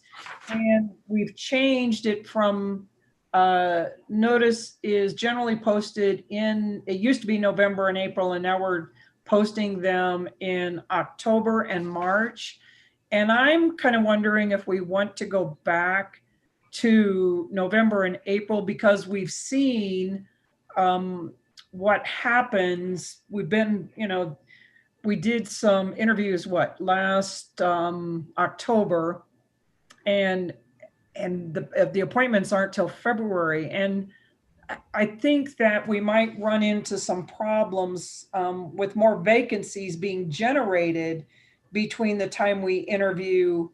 So I'm just wondering if that's something that we need to consider. All right, so when we all go around tonight, maybe everybody can chime in on that observation. Mayor Pro Tem Sierra. Thank you, Mayor. Yeah, I just had a comment. I think it's under page 15 of the paper copy, and it'd be page 18 of the PDF for members of council. But under the financial matters, I'm just wondering if there needs to be something stated in there that, because it talks about the grants, it talks about basically any grant funds that get approved. I'm just wondering, do we need to state in there that that whether or not it comes in front of council? I guess what I'm trying to state here is, I kind of wrote it down. Does these funds still follow the procurement policy that the city stated? So I don't think that most of these grants will actually make it in front of us, but well, I guess grants would, because we do have to vote on it, but I'm just wondering what that process is. I'm going to answer that question. A few months ago, the City Council adopted a resolution directing staff how to respond to grants. And if you remember, the idea was that that grants were being brought before City Council both prior to applying and after they were approved. So that added so much time to the grant application process that we were losing out on some grants. So council said, what we want is, we want to approve whether or not these are going to go into our budget. In that resolution, there is a reference to boards, commissions, and committees and their ability to apply for grants and how those are accepted. And that was a pretty in-depth conversation you had at that time. So I took the language out of the resolution and put it directly into this document so that members of boards, committees, and commissions would know what the current rules are. So the language of that resolution has been incorporated into the city's procurement policy and then set forth herein. Thank you very much. Councilmember Anderson. Thank you, Mayor. Oh, wait a minute. I'm sorry. Mayor Pro Tem, weigh in on what Member Russell asked. Oh, thank you. I guess in terms of, I think the reason why we changed the dates, Member Russell, was because I think the November or the December cutoff would be too close to the holidays. And so I think we had an instance where we just didn't have many applicants. I think I want to keep it the same and just see how it turns out for another year before I would be willing to make the change again. But I do understand, I guess I just want to see a little bit more data before we change it back. Thank you. Member Anderson. And thank you, Mayor. And I'll start with that question as well. Am I understanding correctly that appointments happen in February by charter or code or something, regardless of whether we interview in October or November? And so we're just is the concern that we have too long of a time gap between when they actually start their term and when we interview them? Am I understanding that correctly, Member Russell? Can I answer? Go ahead, yes. Really what my concern is, at least a couple of boards that I were on, people resigned after we interviewed and there was no more pool left. So they're going to have to wait till the next term. And by doing the interviews earlier, I believe that if people resign right after we do the interviews, but before the appointments, we're missing out on filling those. That was my concern. Okay, I think what I would like is maybe just if I could ask for the city clerk's office to provide a little more information on if as time goes on, if we're seeing a problem with vacancies over how it was going before. It sounds like we have a problem on both sides, a problem on both sides there. If we wait too long, we don't get as many applicants. If we appoint too early, then vacancies come up between when we interview and when their appointments start. So I'm not sure which is the bigger problem, I guess, to make a decision on that. So I'm kind of in between on that for now, I guess, but happy to continue with what we're doing to see if it continues to be a problem. The other thing I had, and I think this is for City Attorney Brown and maybe for the mayor as well, is I'm on the Englewood Housing Authority. I'm operating on that board as a liaison. I'm a liaison in their agendas and everything. But if I'm understanding this document correctly, there is no council liaison according to law or statute or code or something like that. But a member of council could be appointed as a full board member. Are we kind of operating outside of the playbook there? Yes. And if for anybody who's gone over that chart, what you'll know is we're operating outside the playbook as far as council liaisons and to some degree youth members. The world has not ended. But when I came on board 3.5 years ago, there was a lot of misunderstanding about the role of council liaison. So we've gone back over the past 3 years and made sure we had a single clear definition of council liaison. A council liaison is a member of council who shows up just like any member of the public would, although they have certain information and ability to communicate information between a board or commission and the city council that a regular citizen wouldn't have. So council liaisons are just identified by the city council as people who will show up and keep tabs on what's happening. There are several boards and commissions that have appointed members. And this is something that you as a body are going to have to discuss. But if you look at that chart, I actually put in parentheses that for those boards and commissions that have a council member who is a member, they need to actually be appointed because your rules say they shall be appointed by council, not self-selected like a council liaison, but appointed. And several of the water board where there are 3 members, and 3 members means not only that it's the water and sewer board, but it also makes it an open meeting of the city council because 3 members of the city council are getting together to discuss the business of the city. The Malley Trust Center or the Malley Trust Fund, where the there is no council liaison. The member of council is actually appointed for up to 2 years and serves as a member, a voting member. So I think it's critical that the council start identifying those boards, commissions, and committees where by law, a board, either the mayor or a member of the council serves as a member of the board and appoints them. And where the rest of them, where a member of the city council merely attends, again, to gather information. Those are two very separate roles. One of the things that city clerk Carlisle and I discussed was, how do we get ourselves back into compliance? Because the thing is, if this is what's working for the city council, we don't want to go back and just undo it all wholesale. So what I did was, and again, I'm leaving, you can throw it out, but I came up with a draft ordinance that basically would allow the city council to not have to go back and amend everything within Title II, but gives council the ability, as needed, to just say that in this particular case, we want to add youth members. In this particular case, we want to add another alternate. If you want to add an actual voting member to a board or commission, by charter, you have to make them a member. But it's the alternate members who are regularly not voting, it's council liaisons, and it's youth members where we're running into problems. So the city council, when this comes back for actual discussion, you can talk about whether or not you're interested in just adopting this proposed code provision that would give council the ability to work with those issues, or if you want to go back and bring everybody into compliance with the existing code, which seems really harsh, but your call. Could I follow up, Mayor? Yeah, is that the same thing or is it a second? Yeah, same thing. Yeah, go ahead.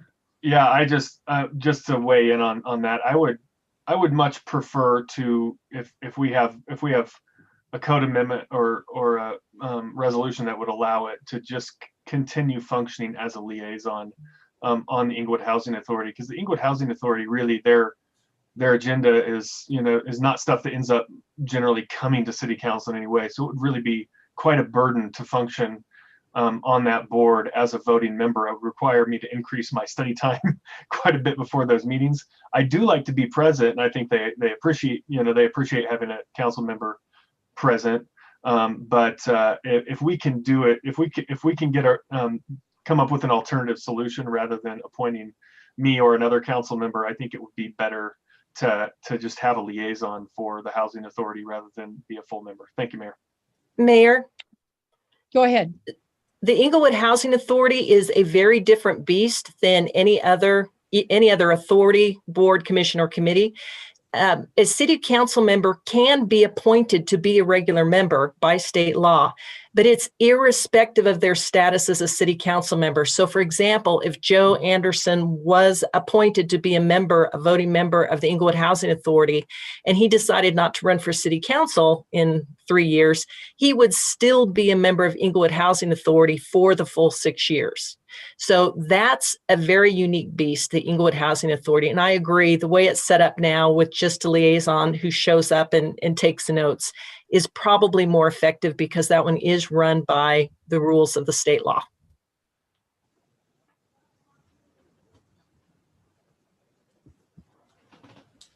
All right. I'm not sure I heard all of that. I'm not sure if everybody else heard it all, but the last part I think was that yeah, okay, you all heard it. Okay. Member Russell, you're next.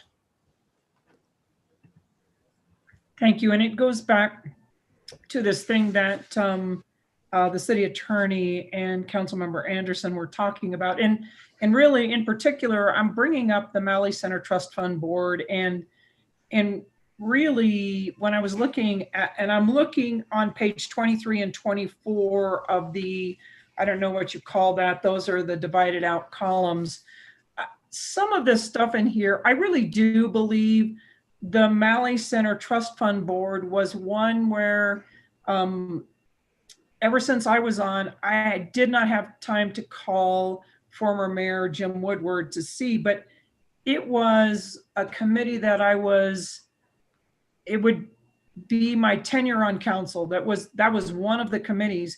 And I don't remember seeing this 2-year thing here. I think the problem that we're going to have, looking at the dynamics on council right now, one of the requirements of that board is you have to be over the age of 55, acted in affairs of the L.C. Melly Centennial Center.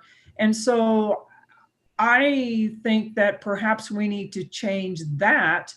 I think there is, on some of these that your tenure on council, there is some stability. I think you're not changing over all the time. But I really don't remember that. I mean, when it was brought up at the last council meeting, it kind of caught me off guard. But so even if it is, I think it's something that we ought to consider changing. Yeah, I think that's really wise. Think about it, particularly the age thing, because that can just go away in an election, right? Yes. So it's my understanding, City Attorney, that we always do appoint because they come before council on one night where we do decide what everybody's going to be on. Is that what you're calling into reference here? And yes, and this is something, please don't rely on my memory for this. And double check with City Clerk Carlisle. But my memory is that on one night, the City Council during a study session goes over the boards and commissions and identifies who wants to serve as liaison in each of those. And you put it all down in a list. But that includes those like the Water and Sewer Board, the Malley Trust Fund, those where members are required to be appointed by code, and those where there's actually no provision for them whatsoever, and it's all done as a single document. And I really would encourage you, if it states within the existing code that a member is to be appointed, that there be a specific resolution appointing those members. For example, Water and Sewer Board says the mayor, as long as someone is a mayor, they are on the Water and Sewer Board. It doesn't seem necessary to appoint that because that person is identified. And then it says 2 additional members of council as appointed by the city council. So when someone's going to be given a vote and it's not clear who that someone is, I really think that it would be in the best interest of understanding who the voting members are to appoint those by resolution. And then the Malley Trust Center, the Malley Trust Fund, I think that one falls off everyone's radar because that's not under boards and commissions. That's under a separate section of the code. And I think I sent that out to everybody. But that's been, I think, as I'm reading that code, that was last updated in 2000. So those rules have been in place for 21 years, but they're hard to find. So I can see why they might fall off someone's radar. But again, it says 1 trustee to be appointed from the city council. And so I really do think that you understand appointment to be by resolution. And I think, again, I would recommend that you do a resolution if it's to be a voting member of a board or commission. City Attorney Brown, it's interesting because I know we have done that in the past and maybe we just have not done it in the last 3 years, because I remember having a resolution before us where we did. And matter of fact, people weren't showing up and we had to talk about it because it was by resolution that they were put on those boards. So, or they were switching between each other and nobody knew, but we maybe lost some memory there. Councilmember Russell. Thank you, Mayor. And I think it's a good idea for us to do it to appoint by resolution. But is it, Attorney Brown, is it possible to make the term for the liaison? Now, I know the Malley Center Trust Fund Board, the city council member is a voting member. So is it possible to make the term longer? Absolutely. It's a code change.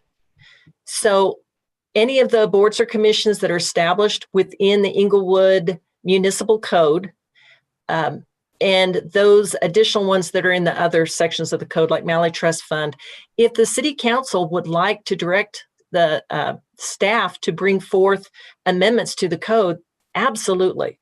I'm not seeing, other than the fact that that's the way it's established in the code, I'm not aware of anything that would prevent the term to be modified. And why it was set to not exceed 2 years, I have no idea. Thank you.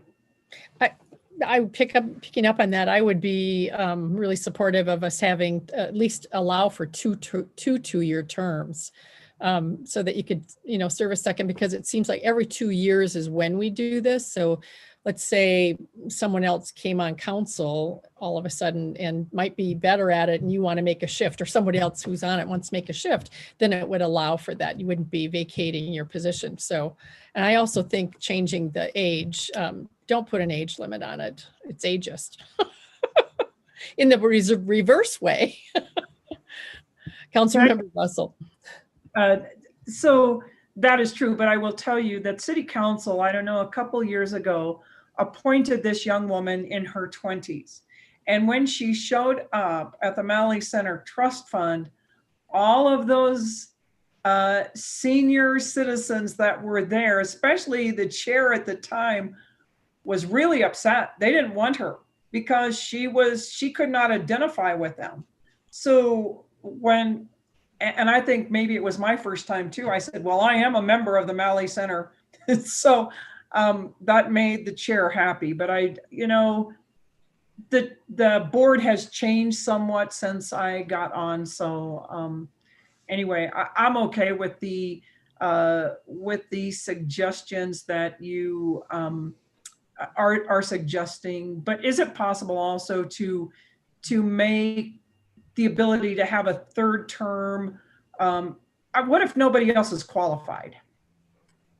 Well, if you're changing the qualification. I don't care if it's 3 terms either. We need to have more than one. It's pretty obvious. So, and I don't have time to serve on this for the next 2 years. So if we can do that sooner than later, but if we change the age, then someone else could serve on it. But I think we should remove the age and just be really mindful about who gets on it. And then make it, up to 3 2-year terms. It's fine with me. So I don't know if our clerk wants to make note of that. What else in the handbook can we, and then also we still need some response to Member Russell's earlier suggestion. Do y'all remember what that was? Councilmember Stone, go ahead. Just about to ask Member Russell to repeat her question. Go ahead. What it was changing the advertisement time back to what we had it before for board and commission interviews. I don't really think it's going to impact the summer one that much. And I think sometimes Christmas and the holidays could impact people applying, but a lot of times if people are really interested, it doesn't. So anyway, so it's just about whether we change it back to the normal, the dates that we had before, rather than doing it so early. That was my suggestion. Member Stone, you weren't on when we did this, right? None of you were, except maybe Member Russell and I. Is that right? I don't think I was, yeah. So I'm glad to give some more background on that if you want. It took us a while to get where we got. Yeah, I mean, I don't know that I really have an opinion on it one way or the other, to be honest with you. I think that we had a decent number of people who applied this last time around, but how many of them have I really witnessed? So, I'm good either way. Okay. So it was the December one that was the most problematic for us. We just kept having people, because of the holidays, not being able to apply in time or not being aware in time. And we could adjust that one a bit to make it a little bit longer time of applying maybe, but it also put us in a really tough place where we had to make decisions either in December or the very first week of January. We would have spent last week interviewing people. And there were times where we had 25 people apply and we had to take 2 nights to do it. That's a good problem, but it also created a problem for getting some other things done. So, but on my time on council, we've always had vacancies and we've had to work on. So this was an attempt to try and push it a little bit differently to see what would happen. Unfortunately, none of us could foresee that we had COVID coming either. So this isn't a normal year to compare it to. So, my view would be, let's try it another year, see what happens on the next go around, which would be the next one. But I do think we need to be really clear with our members of boards and commissions that if they think they're going to be resigning, to let us know before this date so that we know. Some people, I think, did know, and they just didn't get stuff in. And others, life happens, and that happens all the way around. You sell a house, you have something change in your employment, there's not much you can do. Anybody else? Anything else on the handbook? Otherwise, it's going to come before us, right? I think it looks great. It's a good start. We can always add and change things as we go. Mhm. All right, so Attorney Brown, when you think about leaving tomorrow, is there anything in here still that you think, you still need to think about this in some way? First, it needs to be reviewed annually.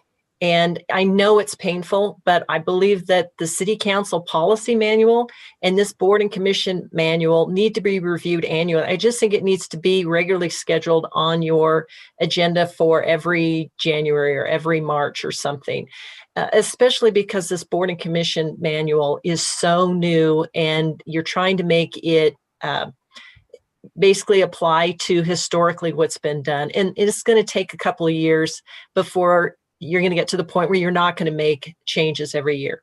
The other thing is, remember that when we discussed this back in 2019, the same concerns that Councilmember Russell is raising tonight were the concerns then. And what we came up with were something that you guys have not done, but just letting you know, midterm vacancies that occur on any board, commission, or committee may be filled by the City Council either at the time of the vacancy or during the next regularly scheduled appointment period. So if you have, for instance, the library board, I don't know what the membership is on that board, but for example, if the library board doesn't have enough members, it actually states in this board and commission handbook that you can drop everything and either go back to applications that are held on file or solicit new applications. Either is fine. There's nothing in the charter that restricts you from doing this. Boards and commissions are an interesting beast in City Council or in the city of Englewood, because the city charter actually allows you to delegate certain powers to boards and commissions, which make them a body subordinate directly to the City Council. And you need to feel very confident about how the boards and commissions are working. So again, the manual covers many of the subjects we've been, as a city, struggling with over at least the past 3 years.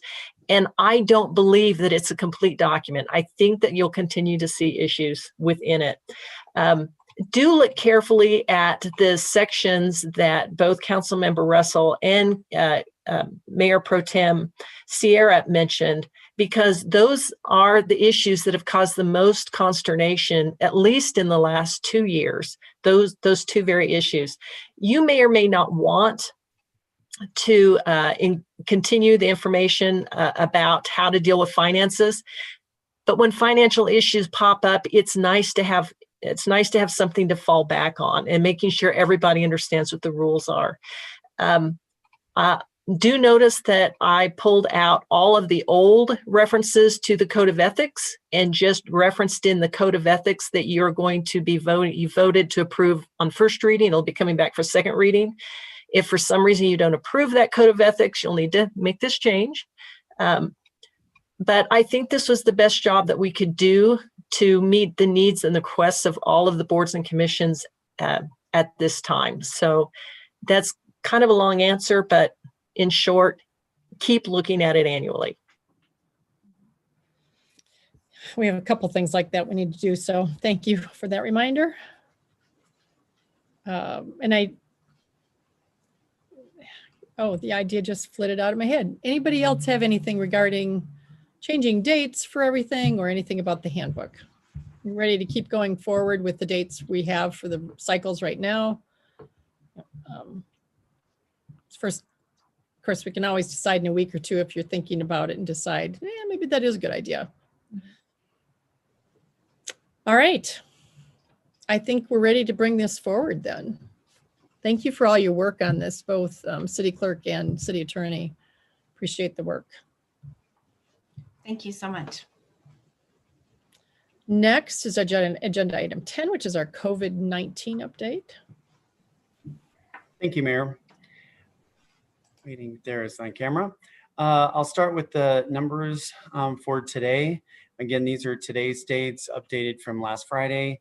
In Arapahoe County, we've gone from 40,754 cases to 41,793.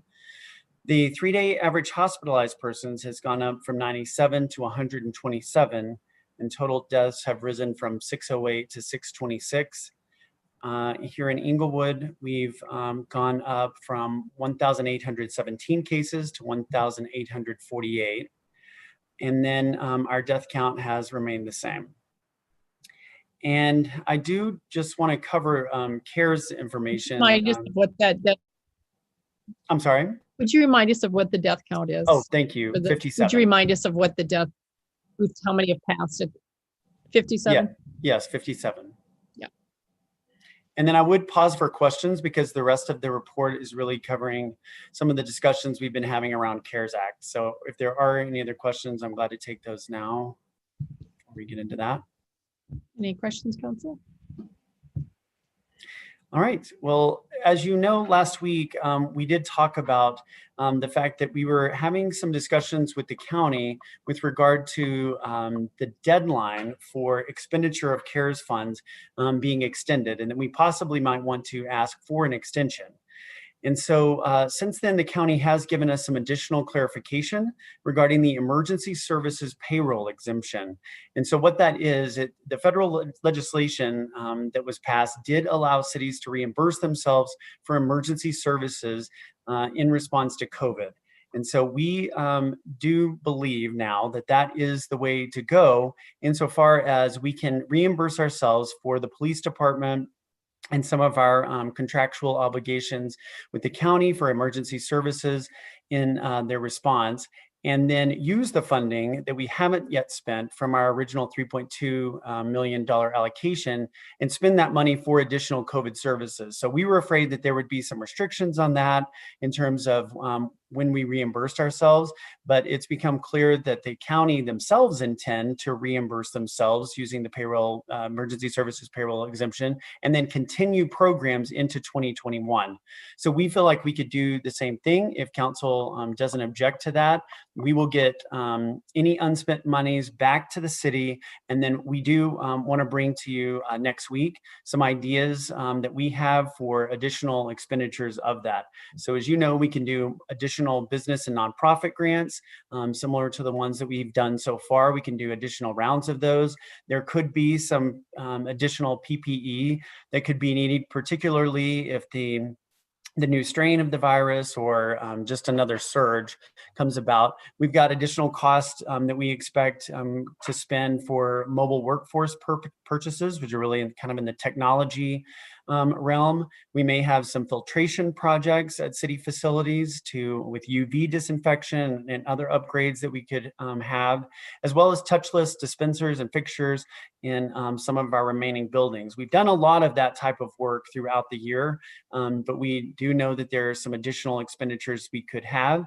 And last week also, Councilmember Stone mentioned some additional funding for rental assistance. We do want to let council know that the county is using their reimbursement for additional expenses in 2021 to continue the COVID rental assistance program. So we'll continue to participate in that as well, and could reach out to the county again for additional services for Englewood residents, but they have increased that dollar amount a couple of times, and so it's a pretty good program. But we're glad to hear council's ideas on how we can spend what's coming back. We do anticipate that being somewhere in the range of between 500 and 700,000. So, Manager Lewis, are you asking for some weighing in tonight, some consensus on using in that way? What might be easiest, we have not communicated our final answer to the county with regard to whether or not we intend to extend the deadline. But our staff recommendation is that we don't require or don't request that extension, and instead take the emergency services payroll exemption and fund our own program. So if there are no objections to that, that's the way we'll proceed. But yes, if anybody has any other ideas, feel free to share those with us. Okay, so I guess the question tonight is are there any objections to moving forward the way that the county had originally planned it to be? Doesn't look like it, so. And I should mention that the county themselves has urged us to take this option. I think we would have been the only city in the county trying to get an extension. And their point is it's less regulated funds that we can spend in a less regulated way to respond to COVID and recover faster. So we do think now that this is the best option. Thank you, Manager Lewis. I think I saw a news alert regarding Arapahoe County offering relief to small businesses. Is that part of their new plan? Maybe they're just doing that. Is it similar to what they were doing? Yeah, our recovery manager, Brad Power, is on camera and can probably give us an update on that. Yes, good evening, Mayor. Very briefly, the county is putting together a small business grant program that's based on a portion of the $52 million that was in the state relief package that was passed by the legislature in late December. And our next recovery task force meeting is a week from tomorrow. And we're going to be getting an update on the rollout of that plan. And once the county has that plan together, we'll do our level best to get all of the information and the application materials to our business community. So that one's underway. Great to hear. Thank you. And Mayor, if there are no objections to that, I would mention we will be, in addition to bringing you some ideas on additional funding needed for response and recovery, we will be needing to bring a budget supplemental that our interim finance director just reminded me of. And so we'll bring that to you shortly. Sounds good. Any other questions, comments from council? Keep up the great work. Thank you. Next agenda item is 11, which is reports from boards and commission council liaisons. Anybody have meetings in the last couple of weeks they want to report out on?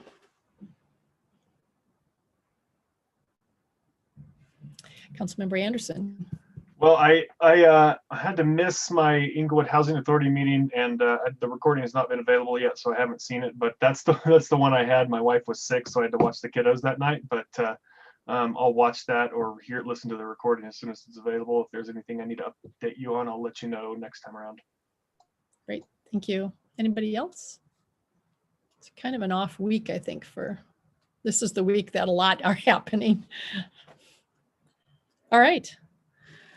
Next agenda item is council member's choice, number 12. Our first agenda item is return to in-person meetings. And I don't know if City Clerk Carlisle, if you want to say anything on that or not, or just be available. I think what I'd like to do tonight is just start through our list of all of us, maybe starting with Member Anderson, and say, why don't we each weigh in on where we're feeling about this at this point and any ideas that you have. City Clerk, do you have anything more you'd want to say? No, I'm just here to answer any questions if I can. Okay, great. I've got my little trusty voting sheet here. Why don't we start out with the list of Member Anderson? You go first, and then it'll be Cuesta, Russell down the list. Thank you, Mayor. I'm ready to return to meetings whenever the rest of council is. All right, thank you, Member Cuesta. Thank you, Mayor. I stand where I have the past few months. I imagine most folks have gone here too. Just to recap, my two primary reasons being the first, that we have staff back there working, and then I would never want to put a staff member into a position that I wouldn't do. Secondly, I go to grocery stores. My children are in school. I do things that are less important than council meetings in person on a weekly basis. So I certainly wouldn't want to say that I couldn't go back because I do other things out in public. I would say this: I know that there are citizens that would be comfortable going to a meeting if we returned, and I know that citizens that wouldn't. So if we were to return, I know we'd have to have the option that folks can still call into public comment, and we'd have to adhere to all safety requirements, masks and socially distance and everything. But yes, I'm certainly, I'm ready to go back when council is. Thank you, Mayor. Thank you, Member Questa. Member Russell? Thank you, Mayor. I am in agreement with Councilmember Anderson and Councilmember Questa. I do go to the grocery store and I do agree with Councilmember Questa as far as providing options for the public to comment, because there are people that would not feel comfortable to come. But I do think it's important for us to get the city opened up, and I'm glad that staff is increasing the numbers coming back. But I also think we need to get the business of the city back together. So I'm ready to move forward and go back. Thank you, Mayor. Thank you. Mayor Pro Tem Sierra? Thank you, Mayor. Mayor, do you mind if I ask a question of City Clerk? Oh, Carla? absolutely, absolutely.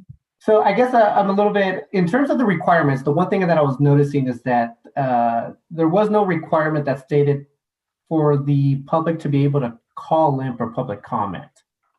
Did I read that correctly, that that wasn't one of the listed requirements?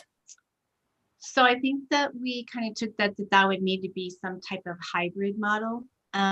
So we would have to figure out, technically speaking, a way for, if you're in person, for people to be able to call in, for that to somehow connect the meeting to the caller. So that was a meeting that I held with the IT department.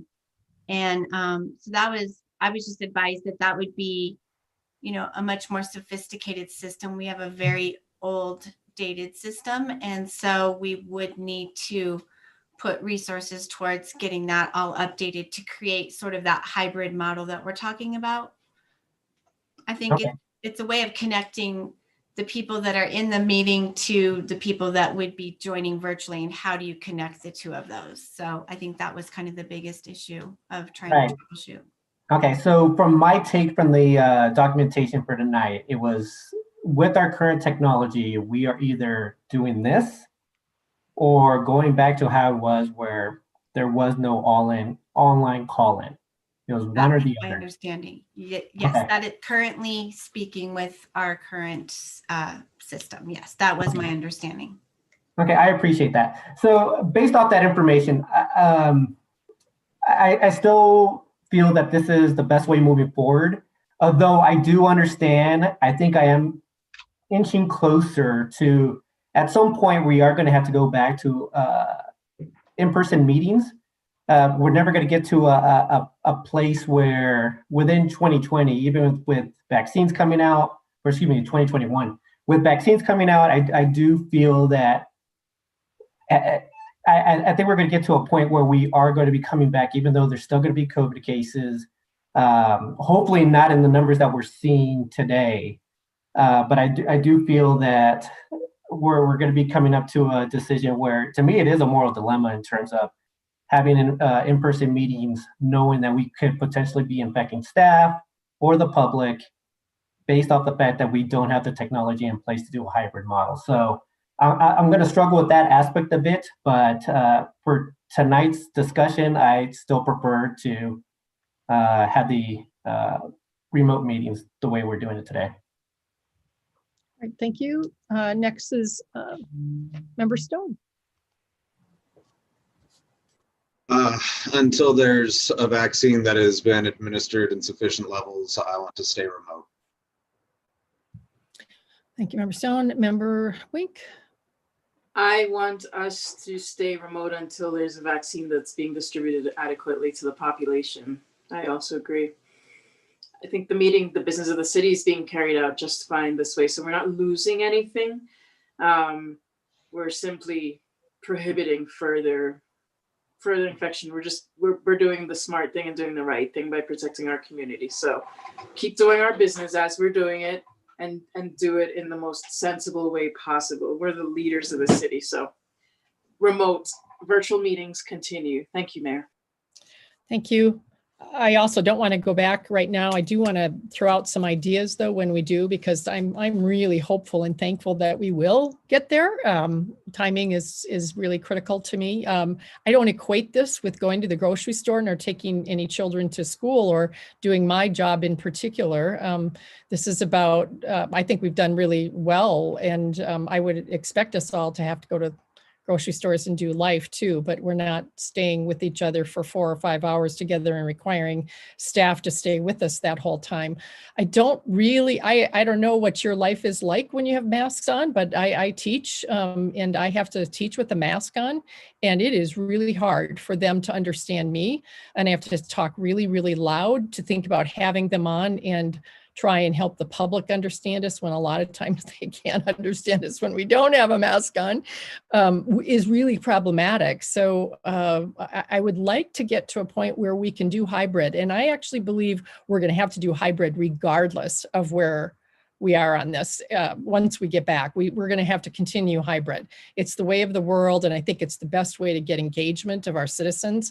And we've had tremendous engagement of people we've never seen at meetings before. I'm just very thankful for that. This has broken the ceiling in some ways. So what I would like to suggest is, especially as we think about going back when we do, vaccine would be best in my mind, or we all have herd immunity amongst the 7 of us, which I hope is not going to happen the way Member Stone got it. But I would like to suggest that we phase it back, that we do study sessions on Zoom for as long as we can for a while, because that doesn't seem like that's an important thing. Council member, people don't come watch anyway, and it keeps our staff in a very safe environment, and it's just much more open. And that we start to pursue the finances for the hybrid possibility, and that we look at, okay, what does it cost to get the camera, to do a Zoom camera? I mean, that's my job. I do that all the time. I don't know what that camera costs. I know it's expensive probably, but I have students that are online because they can't come because they're quarantined, and I have students in the classroom. I did it all last quarter. It's not fun. I can tell you it's the most wearing thing I've done, but it's doable. So I'd like us to pursue what that costs to be able to make that work, and bring that back at some point. Maybe we come back February 1st again with a little bit more information, see where we are, see how the vaccinations are coming. I'm also very hopeful that after next week that there's going to be a whole new national plan on vaccinations, and perhaps maybe there will be a War Production Act that creates more of them in a faster way and distributes faster. I don't know. I don't have a lead on anything there other than several conversations I've been on with national mayors about some of what they think might come rolling out. So I'm hopeful that we're going to get back by in several more months. But I don't know. I can't predict it. So it looks like we're here to stay for at least another month. I don't know if others want to weigh in on, do you want to do this every month? Do you want to wait till March, or how do you want to do this? And maybe weigh into with, are you willing to have the city really look at what the camera to allow for a high flex situation might mean? Councilmember Stone, go ahead. I'm perfectly fine with having this conversation every month. And I think it's a good idea for us to do the research to see what it would look like for us to go to hybrid, what the cost would be, and to have the stuff in place so that if that becomes a possibility, that we can do that. I still stand by, my belief that we shouldn't go back to in-person at all until the vaccine is adequately administered. But even once that happens, there's people who are immunocompromised, who can't get a vaccine, stuff like that. Folks who might have, religious exemptions, things of that nature. And so we want to make sure that they're safe as well. So I think that it's a good idea to look into the technology. Thank you. Mayor Pro Tem. Same, I echo Member Stone. Member Anderson. I'm happy to move forward with looking into the technology for the hybrid meetings. I think that's a good idea regardless. And I did have one other question. We're requiring our boards and commissions to continue to meet remotely as well. Does that does that apply? I know that we talked about in the previous discussion about Englewood Housing Authority is a little different beast since it has statutory authority and isn't doesn't come from our code. Can we apply that to them, or does it apply to them? I just had some just minor feedback that they're hopeful to get back sooner, and of course they don't have people coming out, a big crowd of people coming out to their meetings. So I don't know if or do we have authority to tell them they can't meet as well? Not that they're pushing me to try to get them, but I'm just curious what the authority there is. City Attorney? I think we need to have the city clerk weigh in on this because she's going to have broader knowledge than I am. I think that boards and commissions were told not to meet until they could do so safely, and safely was the same way that city council had decided to meet. I believe that that's how that works. Englewood Housing Authority members are appointed by the city council and can be removed by the city council. So it's half state law and half our board and commission handbook. And I actually put above the authorities in the board and commission handbook that the language that they should try to comply with this board and commission handbook to the best of their abilities, unless there was a conflict with other law. So if there is some kind of law that they have their own attorney, by the way, but if their attorney finds something that allows them to meet in person, then I guess they can. The thing is they're going to have to go back to state law. And I think state law is even more restrictive than our local law is at the moment. So if I had to advise right at this moment, I would say that at this point, boards and commissions will stay remote as long as the city council does. I think that's the way all of the different rules would play out. But again, interim city attorney Dorotek can look at that in more detail because I'm giving you an off-the-cuff answer. Okay, thank you. Thank you, Mayor. Thank you. All right, we will hopefully see some more information coming forward on whatever camera kind of work we need to do, a Zoom, continue with the high flex hybrid, and we'll bring it back in February again. Right. I do want to say, pardon, go ahead. I just said thank you. Yeah. Oh, okay, thank you. I do want to say 57 people in the city of Englewood died from this. And I know some people think that's not real, but it is. And if you have not had anybody in your family or friends with family members die, you are so blessed and lucky, very much so. I had someone just today tell me of 2 people in their family that died. Totally unexpected, a young person and an old person in the family. And I just find that to be very, very sad. So I want to do whatever we can. And that's, yeah, we worry about one person dying in something, and we need to put the same kind of emotional and personal perspective aside and do the right thing for everybody. So the next agenda item is not on there, but it's council members' choice. And I wonder if you would like to do council members' choice first. Everybody go around anything that they have, and then we're going to come back and celebrate our city attorney, Allison McKinney-Brown, as she departs and goes to some northern place that's going to be so cold. So go ahead, Mayor Pro Tem. Yeah, I had 2 items for tonight. So I guess the council request from earlier today when we were talking about walkability. So can I get information on just increasing the sidewalks for an entire block? And I guess that would be just for the narrow sidewalks that we've identified. And whether or not if we wanted to increase the width to 4 feet, would we be encroaching on someone's private property to accomplish that? So I'm hoping that that's not too much of a council request, but I'd like to make that one. And then second, I believe every member on council did receive an email from Ms. Jen Brown, I want to say back in early December, requesting that we hold a study session regarding solar gardens. I just want to bring it up to council and see if they're in favor of just understanding the issue and evaluating whether or not to just understand solar gardens and whether or not they're right for the city. So you're asking for putting it on agenda? For a study session, correct. In the future. Can I just add on to that?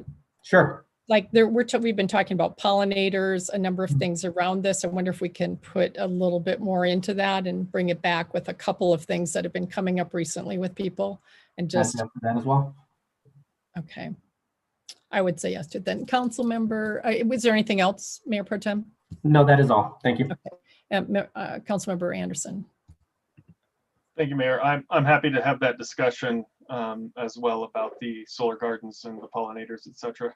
And I did have one thing I wanted to revisit from the last council meeting as I was reflecting on it from our discussion regarding the police reform task force and the police officers there.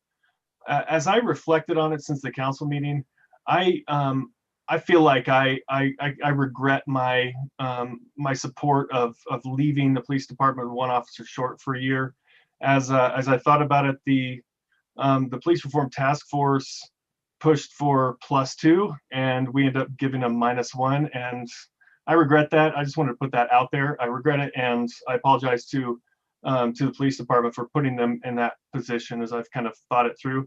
I did notice that it was a split vote, so I thought maybe if there was enough support for bringing back another supplemental to add that one police officer back, I would certainly be supportive and would ask if council members wanted to weigh in on that. I would certainly be open to it. I think we could add one more police officer funded from the unassigned fund balance and kind of rectify what I see as a mistake. I know some of you voted for it in good and clear conscience, and I totally understand that. But I just wanted to float that out there. If not, then this will go down as hopefully on my list of few things, a short list of things I regret from my time on city council. But wanted to at least put the option out there to see if we wanted to move that forward.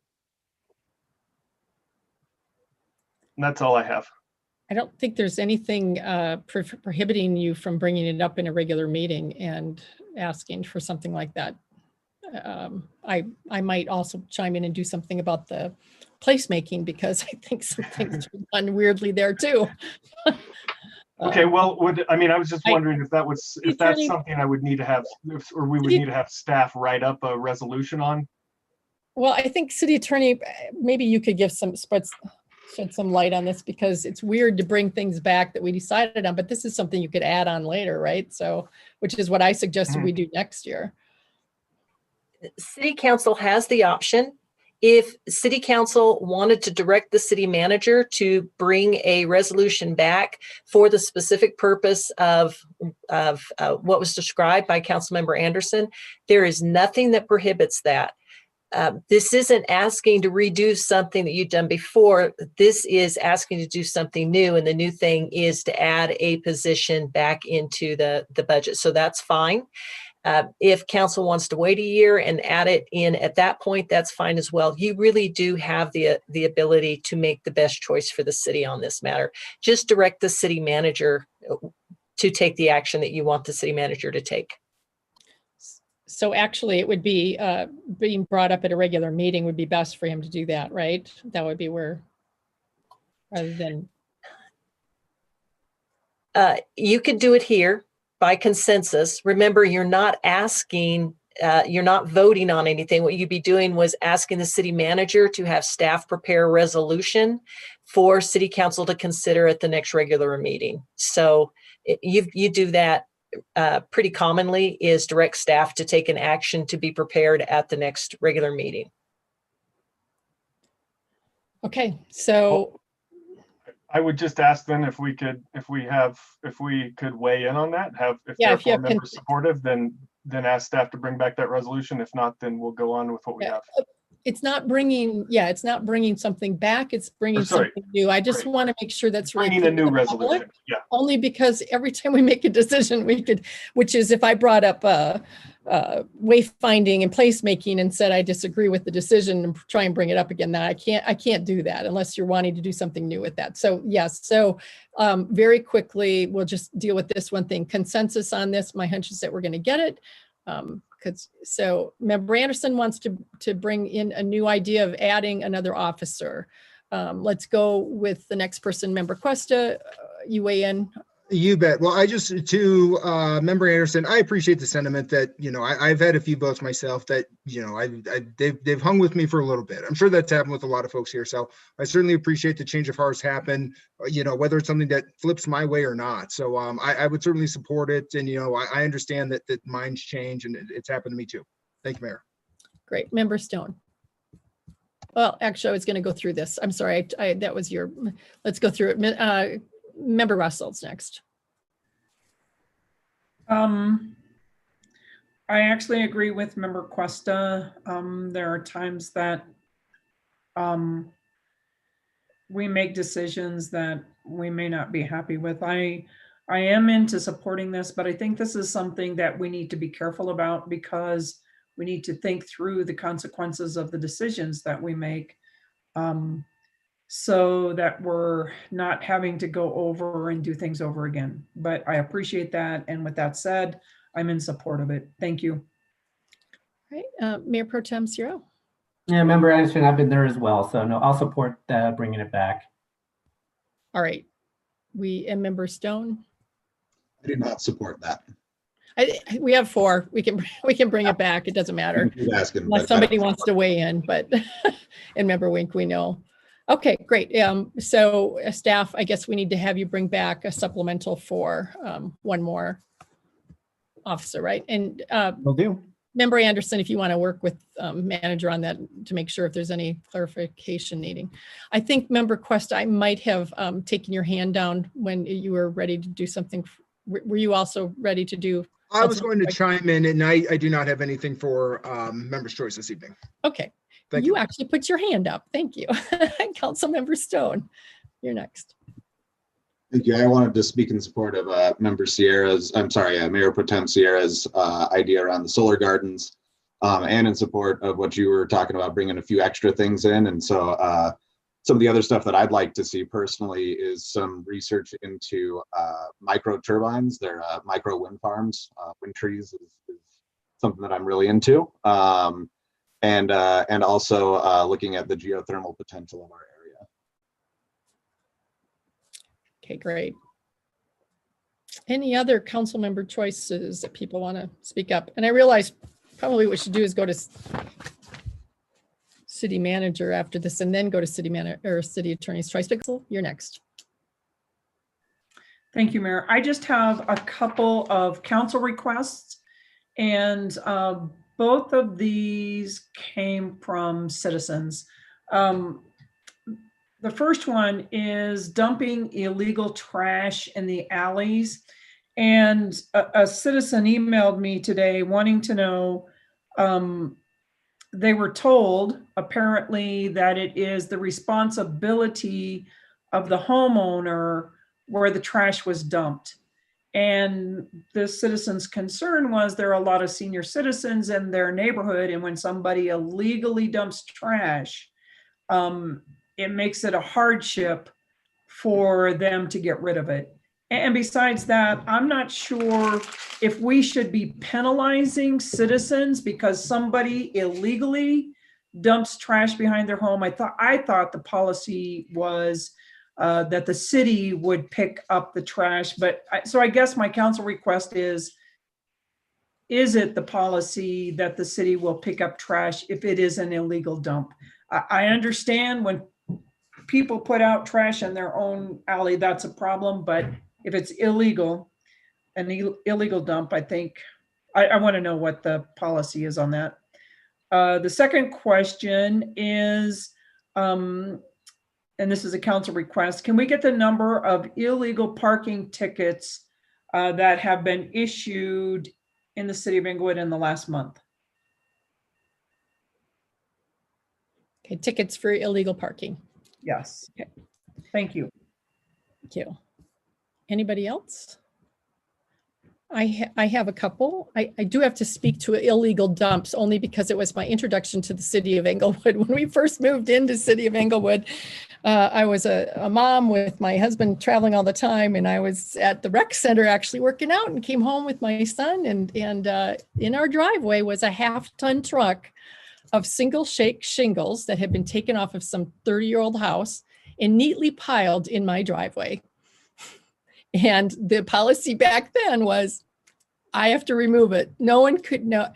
Neighbors saw them dump it, thought I'd ordered it as firewood, and it's become the joke of the neighborhood. People who remember it. But I was darned if I was going to pay anything to get that removed. So we gave it away week by week, month by month as kindling wood, and it took us 6 months to get rid of it.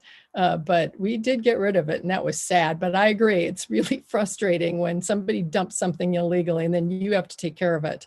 And nobody can find out who it is. But I do think there are mattresses that get picked up by the city, if that's what it was. And there is a program for that. So hopefully we'll find out some information on that, because that seems tiny compared to what I had. Councilmember Russell, did you want to respond to that? Well, I don't necessarily want to respond to that. It reminded me of something else. Apparently, I've had some complaints about a lot of graffiti along Broadway.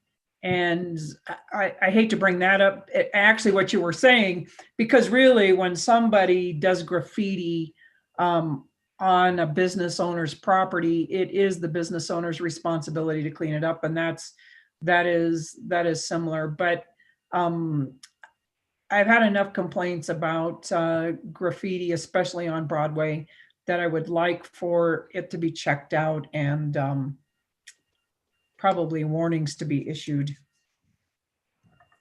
Yeah, if we can find the people who did them, right? Well, but right. I'm moving on to the next, if you don't mind. So homelessness has been an issue in the last couple of weeks. I appreciate Member Stone speaking up, if you saw him on the news and in a couple of publications. I did want to say that Mayor Kaufman and Mayor Hancock and I have been in touch with each other. We are hoping that there will be some new initiatives and that there's a silver lining to all this of really coming up with some regionalized kind of thinking together. But I also wanted to say that our meeting on the 28th of January, I just don't want to not to come to that. That's the Tri-Cities, or all three cities working together. And the studies are going to be coming out and you'll be able to see them and ask questions that night. It is from 7 o'clock to probably 8:30 or 9. So please don't forget that evening, even though we don't have council that 25th because of the retreat on the 23rd. So that's all I have tonight, and we'll go to city manager's choice and then we'll celebrate the attorney. Thank you, Mayor. I'll just start by saying the same thing that I told the leadership team meeting when we were having our last meeting with the city attorney, that she is the best city attorney that I've ever worked with. And we will miss tremendously her speed and accuracy, which is a rare combination in the city attorney's world that I have never seen to the degree that City Attorney Brown has achieved. And in terms of just her assistance to staff, her knowledge of personnel issues and the myriad of issues that face cities every day, she's been both an advisor as well as really an astute city attorney that will be very hard to replace. With that said, I want to share my screen and just make really my only report here be the City Council retreat. You'll notice that the times are a little bit different than the version that I sent out. I did get a notice from a council member that they had a hard stop, possibly at a little before 3, but I moved, oops. Yeah, we're not seeing the top of your document. Yeah, I just lost my whole screen. Can you still hear me? Can hear you, but whoa, now we're not seeing anything. Okay, I'm logging back in. I just got kicked out of my laptop. Strange. There you go. Can you see my screen now? Yes. Great. So I did move everything up since there was a council member conflict with the times proposed. So we were looking at starting now at 9, if that's okay with everyone. Really kind of reviewing items from the strategic plan. As you know, in my one-on-ones with folks, I've had a number of suggestions. One of the suggestions was we really want to have some way to celebrate success. So we will be talking about the things that we've really checked off of the strategic plan. 9:45, review and discuss new council staff role description guide, and we will provide this for you in your packet and attach. It's a new infographic that really, I think, spells out really clearly kind of the different roles of both city council as well as staff that should be helpful to our work for the next year. And at 10 o'clock, overview and discuss the staff improvement plan known as the Blueprint for Organizational Success. And as you know, this is something we've worked on all year and is now ready to launch. And we have sent that to staff and have gotten some really good feedback. They really helped put that plan together throughout the year through focus groups and employee surveys, et cetera. But now we'd really like to incorporate that into the strategic plan and would like to review it with you to make sure that that's okay with you. At 11:50, review and discuss the 2021 departmental initiatives and projects that are not currently represented in the strategic plan. So some of these are things that you know that we do. They're projects that we do every year, but some of them are projects that you may be aware of, and we've talked about at council meetings, but they're not represented in the strategic plan. So we'd like to talk to you about how to get those incorporated, just so our planning document really is all encompassing of the work that the city does. And then this is where we've shifted some times. Instead of having the Insights personality training that many of you have taken the assessment for, that we sent out the link for, instead of doing that next to last, we'll do that last because Carrie, our facilitator, can't be here till a little bit later. So instead, we'll really end out the strategic planning portion of the retreat after a lunch break above, where we'll have lunch delivered to council. We will have a brainstorming session with council in breakout rooms with 2 council members and a couple of staff members, as you can see there. We'll brainstorm kind of in those smaller groups about what you would like to see, things like the solar garden that came up tonight there, and things in walkability that came up tonight. One reason why we're having a couple of sessions with you in advance of the strategic, council retreat that are on the strategic plan is to kind of get your juices flowing with regard to things that are not currently in the plan that you want to see in the plan. So this session will be for you to tell us what those items are. And then we'll close out with the Insights training with the facilitator, Carrie Plemons, who will be reviewing personality types, communication preferences, what motivates council. I see I've still got some issues with the timing, but we'll get those straightened out on the time frames. We do want to, so this is one of them. So I have not yet moved report out goals in draft from each session. That will be moved up to that brainstorming session because that's the last of that. And then just give you all an opportunity to kind of give some closing thoughts before we wrap up at 3. So any changes, suggestions to that? Council, any feedback? Just your top header also has the times wrong. So just you. Yes. The very, very top. I just started altering this tonight. I thought, well, if we already have council members who know that there's a conflict, we'll change that now. Is everybody okay with a 9 o'clock start now? 9 a.m. start. Mayor Pro Tem and I were going to be working out at that time, but we'll move it even earlier, right? We don't work out together, but I just know that he doesn't. Yeah. Okay. All right. Well, if you have additional feedback, thoughts, questions, and just a reminder, I think almost all of you have filled out the Insights training, but I have sent that out to folks today again that we still needed that from. So thanks to those who have already done that. And feel free to let me know if you have other questions or suggestions. Thank you, City Manager. Do you have anything else? That's it. All right. We've been prolonging this so that City Attorney Allison McKinney Brown could just know that we were going to do a little bit of focus on her, which I don't think she really enjoys, do you? But we are. So did you have anything you needed to share with us tonight in your parting business words? And then we can talk about you. Thank you, Mayor. I have to tell you that leaving the city of Englewood is one of the most painful decisions I've ever made in my life. And it's killing me walking away. We've worked so hard to begin and end more projects than I've ever done in this amount of time in any other city. I work with the best staff in the world. I have to tell you, every one of these directors is just top of the line, and I'm so proud to be their coworker. And I'm going to miss you as a council. The 7 of you have been so supportive and thoughtful and just sensible. And it has just been a true pleasure to work with you. So thank you very much for the opportunity of working with the city of Englewood. And I will miss all of you. But I know I leave you in great hands because Alex is ready for me to step out of the way so he can get to work. All right. Well, we all want to say something tonight, I'm sure to you. I just wanted to start out by just as a icebreaker that we have a couple of gifts for you.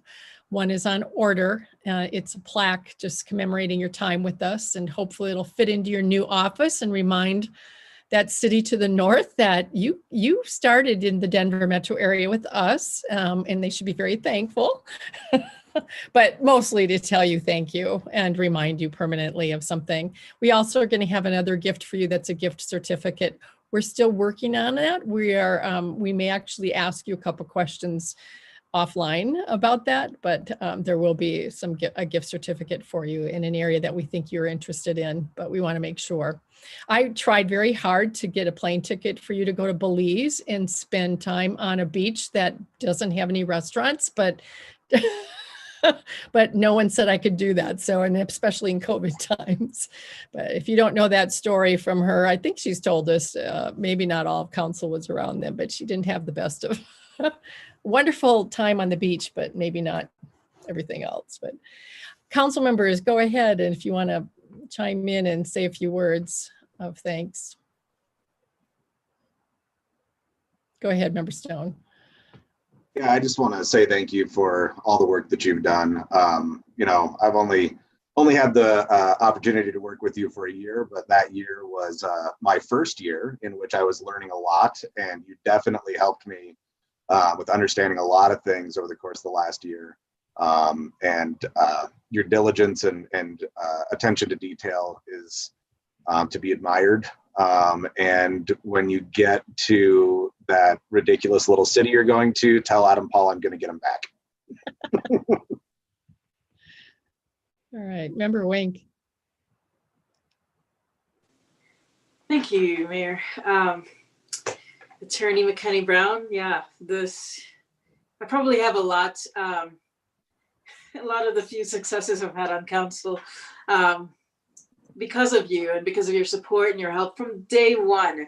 You've been such a structure, a force of support for me. As I know is the case with these other council members, you make it feel, you know, I feel as if I'm the special one, but I know you treat us all the same with equal attention and support and such a good listening ear. So I thank you for all of that guidance and the warm manner in which you carry out your duties. You clearly love your work and you execute it, you know, seamlessly every single time. So it's been a pleasure for me to learn from you and grow in my relationship with you. And I wish you all the best of luck in the city of Lakewood. We'll certainly miss you. We know we're in confident hands, but my goodness, we'll certainly miss you. So thank you. Thank you, Member Cuesta. Thank you, Mayor. It has been a wonderful, I'm over 3 years now that I've spent with you, and you've been a tremendous resource for myself and I think really for the city entirely. It says a lot to me that the team you leave behind, and I know the team thinks very well of you. We've been in great hands legally. You know, I think that, you know, I can't think of anything you've had that's really been a major issue. And you know, I know the constant minor issues are here and there, but you guys have been great at mitigating those and containing everything. So you've made our job easier, which is probably the most that a council can hope for. And again, I think you've left us in really good hands as well. So congratulations on the new position. I wish you nothing but the best. I'm sure you'll do a tremendous job for Lakewood as well. And gratitude for myself and certainly from the city. Thank you, Mayor Pro Tem Sierra. Thank you, Mayor. I was going to tell a terrible joke and just echo the city manager's comment that you are the best city attorney that I've worked with as well, but you also are the only city attorney that I've ever worked with.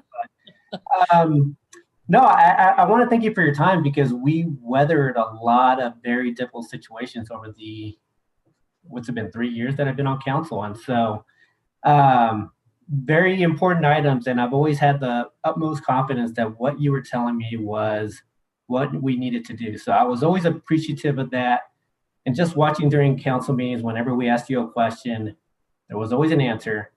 And I was always impressed with the fact that you were always very measured in your responses, anytime anything came up. So you are really going to be missed here in the city. I wish you nothing but the best in your future endeavors with Lakewood. So hopefully we're still able to talk at some future point, because I do miss that about having COVID, that I haven't been able to go back to you and talk to you about any of the issues that are in front of the city. So, but thank you again, Allison. It was a pleasure knowing you over these 3 years, and hopefully many more. Yeah, Member Anderson. Thank you, Mayor.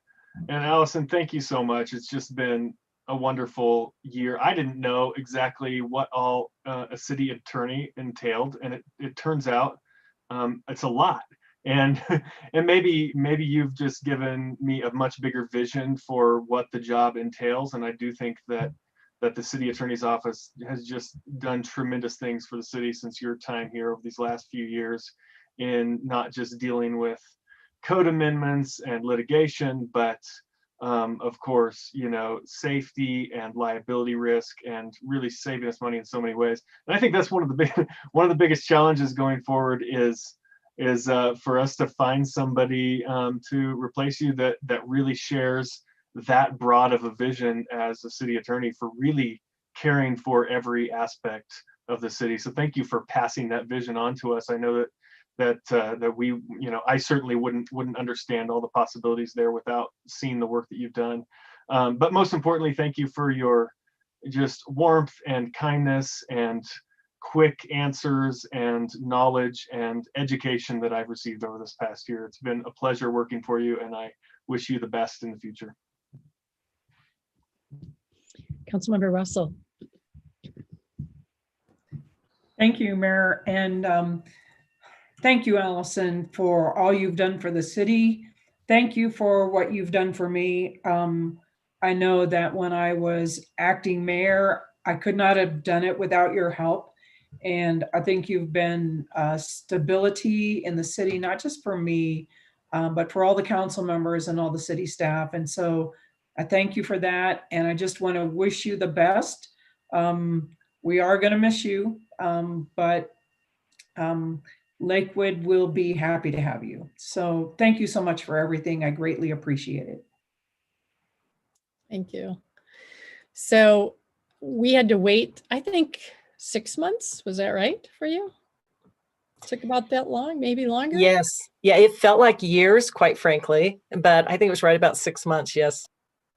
And I have to tell you that the internal talking about during that 6 months was really intense. Like, was this going to be worth it? Did we make a mistake?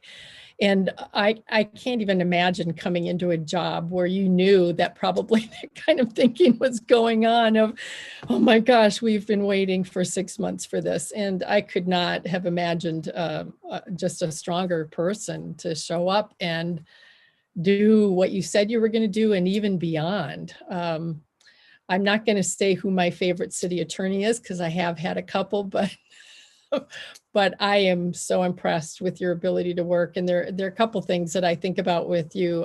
One is that you have this just amazing, clear way to think. And I know sometimes when we're trying to work through something, or I ask you for advice, you'll say, wait a minute, let's think about this for a minute. That you have lots of clarity once you kind of talk it out with me, and then with council as well. But it's really far reaching. It's not just limited. There's a clarity that is a lot of far reaching. You'll come back to more later if you come up with something else. You've done that with a number of things that we've asked you to do, where you don't turn any, you don't leave any stones unturned as we try and figure out what's the best thing to do. So I really appreciate that about you. I also think it's really hard to work with 7 council members that have really different views and want you to take a side on something. And you are amazing at trying to be really clear about what we can and can't do. And even when you have to deliver a no, it's in a way that's really affirming of the person that might be asking, or our situation, of how difficult that might be. So you should add way more kids, because you're really good at saying no. And I don't know if your daughters would agree to that, but you're good at saying no, but you're also good at saying, this is what we can do. This is another opportunity. So you're an opportunity thinker. And the last thing that I wanted to say is you just have a really strong love for municipalities, and that comes through. And you have done a great job of loving Englewood. There we go. Love Englewood. But I never felt like you were putting the city second on anything. And in your decisions, it was always what's the best thing for the city, for our overall community. And that came through in so many ways over and over and over again. I'm looking forward to your going to Lakewood for only one thing, and that's that now we get to be friends and it's not a work relationship. And I hope when COVID is over and we can move freely that you will meet me on campus and have lunch and we see it. But I also would love to get on a flight with you just to see what happens when you go somewhere, because your stories are so funny. But I wish you the best. I've told Adam I'm going to give him a hard time for the first year. If he doesn't treat you well, let me know. But I wish you the very best. You've got a great spirit and ability. And I know that Lakewood's going to just gain a tremendous amount for your establishing their first ever city attorney office there. That is just a tremendous opportunity, huge challenge, but can't think of anybody else that would be as good as you. So kudos to you and thanks for your time with us. Briefly, I can't respond to the warmth you guys have just shared, but I can tell you all thank you. I do have to say a special thank you, though, to Councilmember Wink, because I have to let all of you know that after my first Zoom meeting, I was prepared to walk away from the city and never come back because apparently the camera stared at my nose the entire meeting. And when someone finally told me, I thought, oh my goodness, I will never recover from this. And Councilmember Wink called me after the meeting and talked me off that ledge. And I came back and did it again. So just to let you know, I am permanently scarred from Zoom meetings, but I figured it out. I figured we're all going to figure this out. So anyway, thank you, Councilmember Wink. You will always warm my heart because of that. And you guys have all been wonderful to work for. And I know Alex will do a great job as an interim, and I have every confidence Englewood is going to continue just to shine as you shine so brightly. So thank you again. Thank you. All right, let's take a final roll call of everyone to the motion of, or actually this isn't a decision-making meeting, so, well, we did, but to adjourn the meeting and say our final goodbye by saying aye to the clerk. Member Anderson, Aye. Member Cuesta, Aye. Member Russell, Aye. Mayor Pro Tem Sierra, Aye. Member Stone, Aye. Member Wink, Aye. and Mayor Olson. Aye. 7 ayes. Goodbye, Allison, and good night, everybody. We will see you all in a week. All right. Have a great week, everyone. See everybody. Take care.